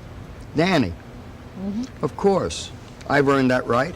I earned the right the day I was born. They gave me the pink slip on me. I can do any goddamn thing I want. The choices I have made through my life, I have no regrets about. I think they were right on, and I'll continue to make them. The choice in having a daughter at this time in my life was the right one. I believe the daughter he's talking about, Danny, right? That's what he said? Yeah. I believe that's the one that roams Philadelphia, I think. No. Danny was the one with his second wife that got everything in his will. Oh, so the daughter in the first marriage is the one in Philly. So no, I think the one that's in Philly was not from either of his marriages, and it was only a DNA test that confirmed that she was one of his children. Okay. Right. Yeah, She's going to be a big get. Yeah. We'll get her. Just make sure when she comes on, she says she's his kid. All right. Make me look like an idiot. Yeah, and buy her a sandwich or something. Buy her fucking something to eat, you idiot. Before I had Danny was that I didn't have any air in my lungs. I was going on some synthetic something. Danny was the one he bit. No, you're talking about a different guy. Stop it. Danny, I have air in my lungs. My heart beats better. Everything that I do is better. She's a miracle baby, and she should have my total, complete focus. She allows me to come to the theater at night to do the show, so it's okay. If she said no, I'd never be here. Can you imagine being his other 6 kids hearing this? Yeah, of course. Oof. Well, this is How much of the wife he wanted to be with. I mean, yeah, this is his brand new wife. You know, that old bitch that stood by him when he was penniless. Right. When he was struggling, he was doing the cat skills and you know, being a waiter. Oh man, those women, those wives always get the shaft. Always. I shot of Danny, Yeah. she will never live to be old enough to run at all. If Danny was going to be a 94-year-old lady, she will still have 37 hours to run. That's how much I've shot of her so far, notwithstanding stills. I had a hidden camera in the nursery so I could see the first time she peed. I got beautiful shots of her. Head on, side shot, from up in the bowl. It's beautiful. Most adorable piss you ever saw in your life. What? You've always had those cameras. Doing bits. Oh my God. Oh, God, I hope so. God, I hope so. Yeah. Oh yes, I use them for other things. That's what makes Sam so happy.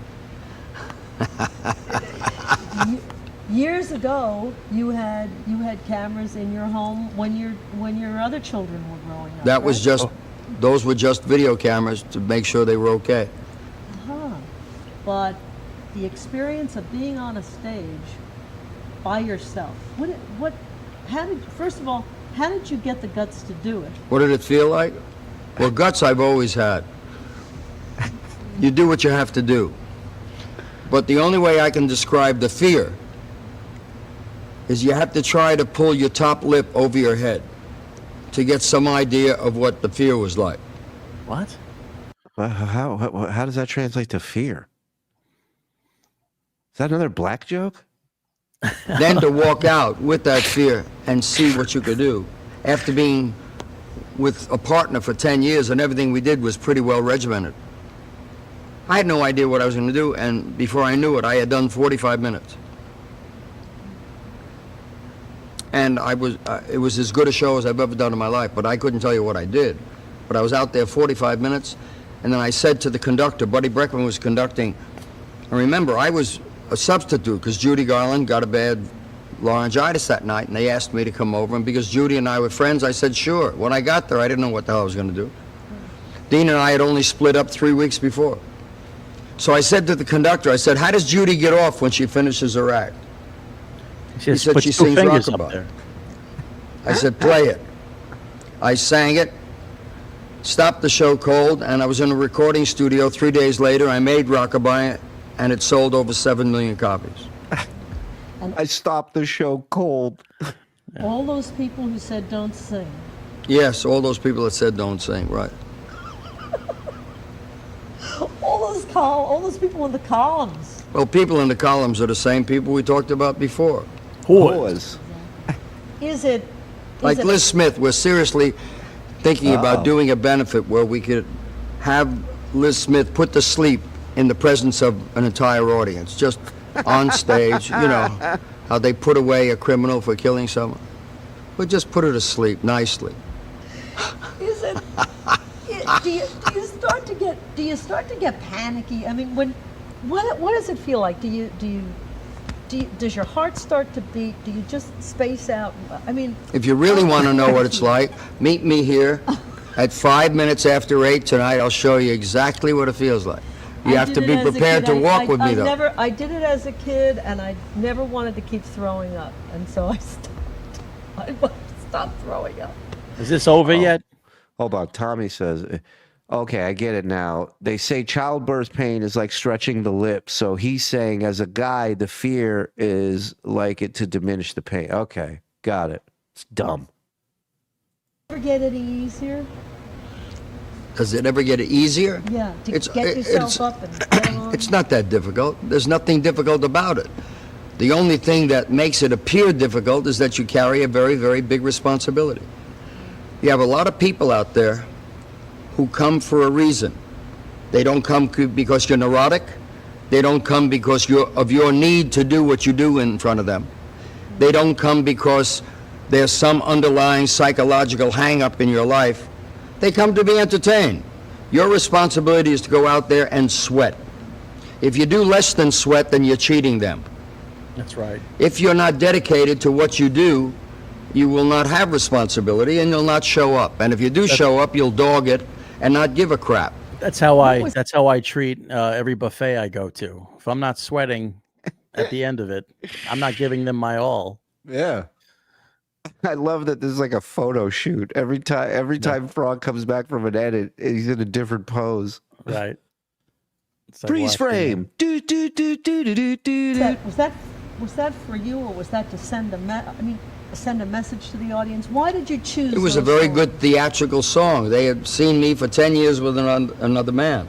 Who And when I wrapped up cares? a 2.5 hour one-man show. Stop the who gives a shit? I mean, he does. He's the only one. God, is he interviewing her, or is she interviewing him? I feel like he brought this into this realm. You know what I mean? Like, ask him some questions. How come your kids hate you? Right. That I agree with. That would be very, very entertaining to see him. Yeah. No, it's like, why did Dean break up with you, or why did you break up with Dean? Like, what's the do you still talk to him? Like, who gives a shit about his? Nobody cares about his career after Martin and Lewis. I mean, there were a couple films where I like that interview I watched today where he was like, the guy said, you said that in King of Comedy, all you didn't have to act. All you had to do was react to Robert De Niro. And he just goes in and pontificates about De Niro and what an amazing actor he is. And, oh, it's fantastic. I'm putting something in Discord that we got to watch before we get out of here. It's real quick. Is it Jerry Lewis related, or is it something different? Yes. Oh,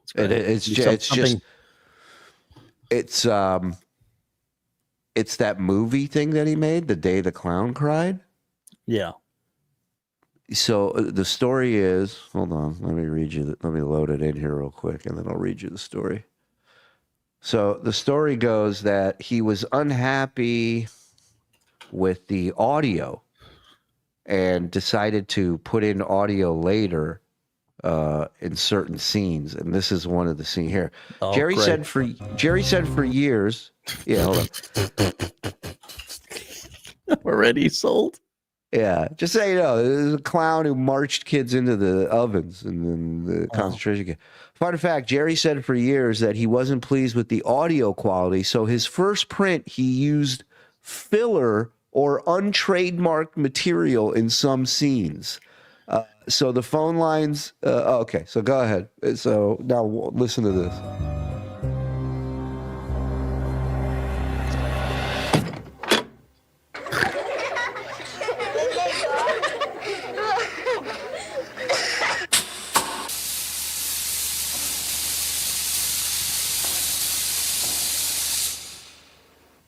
There we go. Unreal.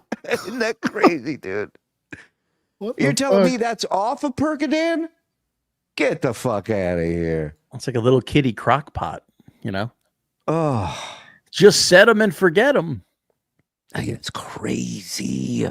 What a weird, I mean, again, that was going to be his big breakout.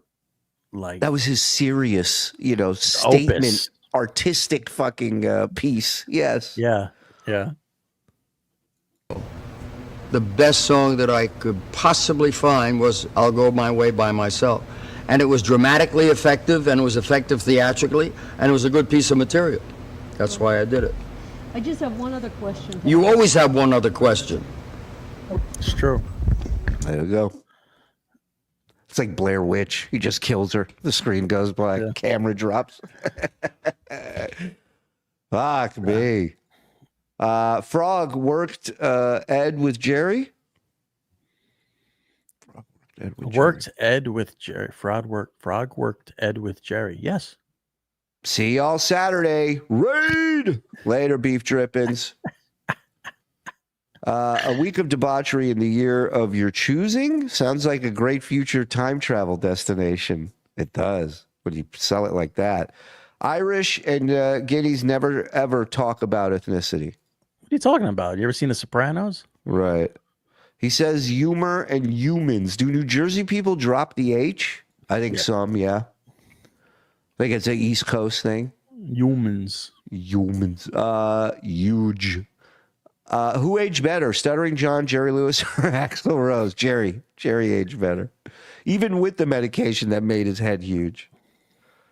Jerry Melendez, Jerry Melendez, passing out. Hey Don, bye racist frog.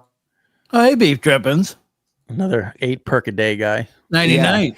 Yeah, he left, woke up, and then told us he's leaving again. He's so out of it.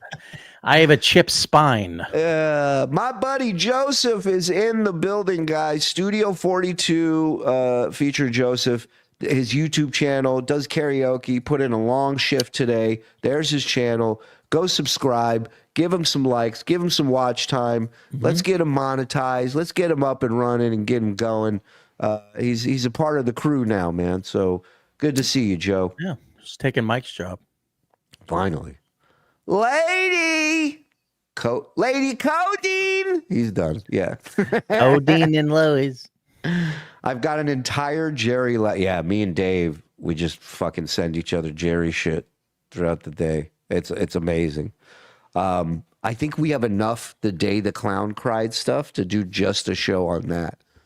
Like there's all kinds of deleted like scenes that are out there, like little shit, quick stuff.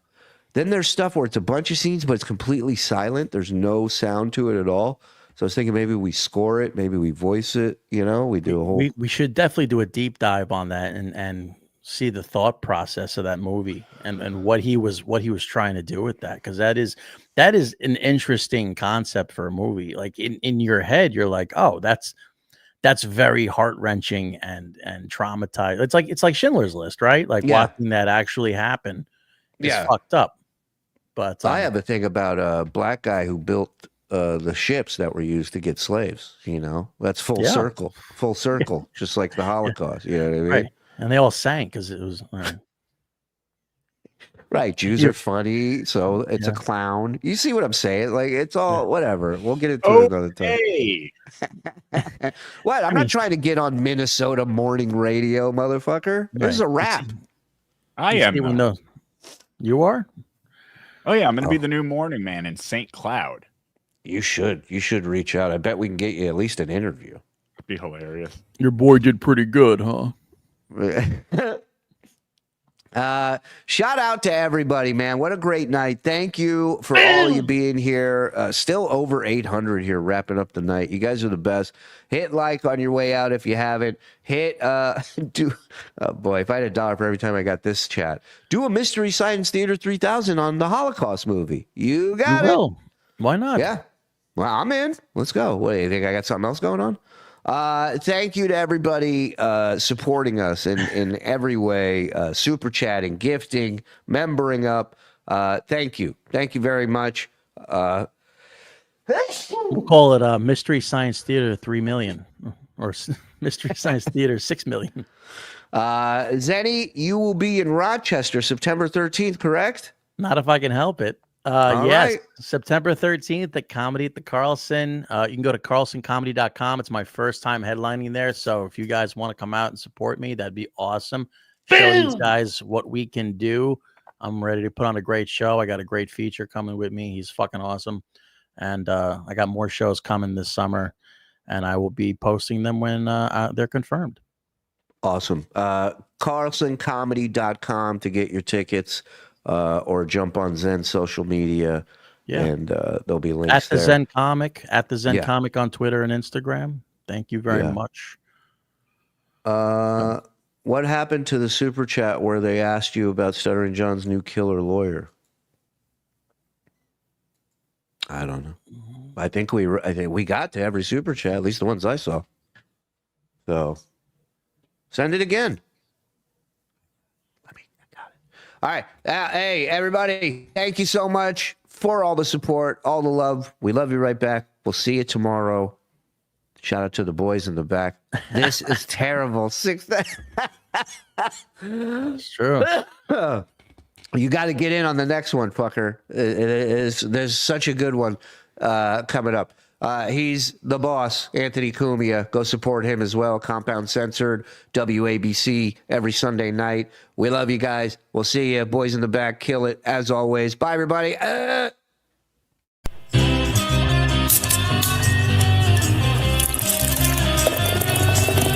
That's all for the Uncle Rico Show.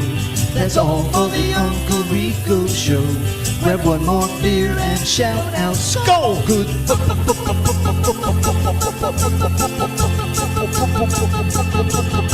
Bye. Of eternity, motherfucker. They don't need your help. Yes, you do, motherfucker. You're sinning right now. No, I'm not, motherfucker. You fucking accuser. Get the fuck out of here, you fucking accuser. Fuck you. I'm trying to help you, motherfucker. You do need my help, sir. Can't you see that, son of a bitch? I actually have a package. You motherfucking accuser! Get the fuck out of here!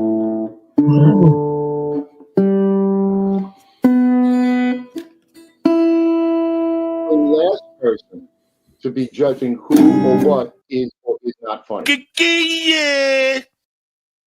You dumb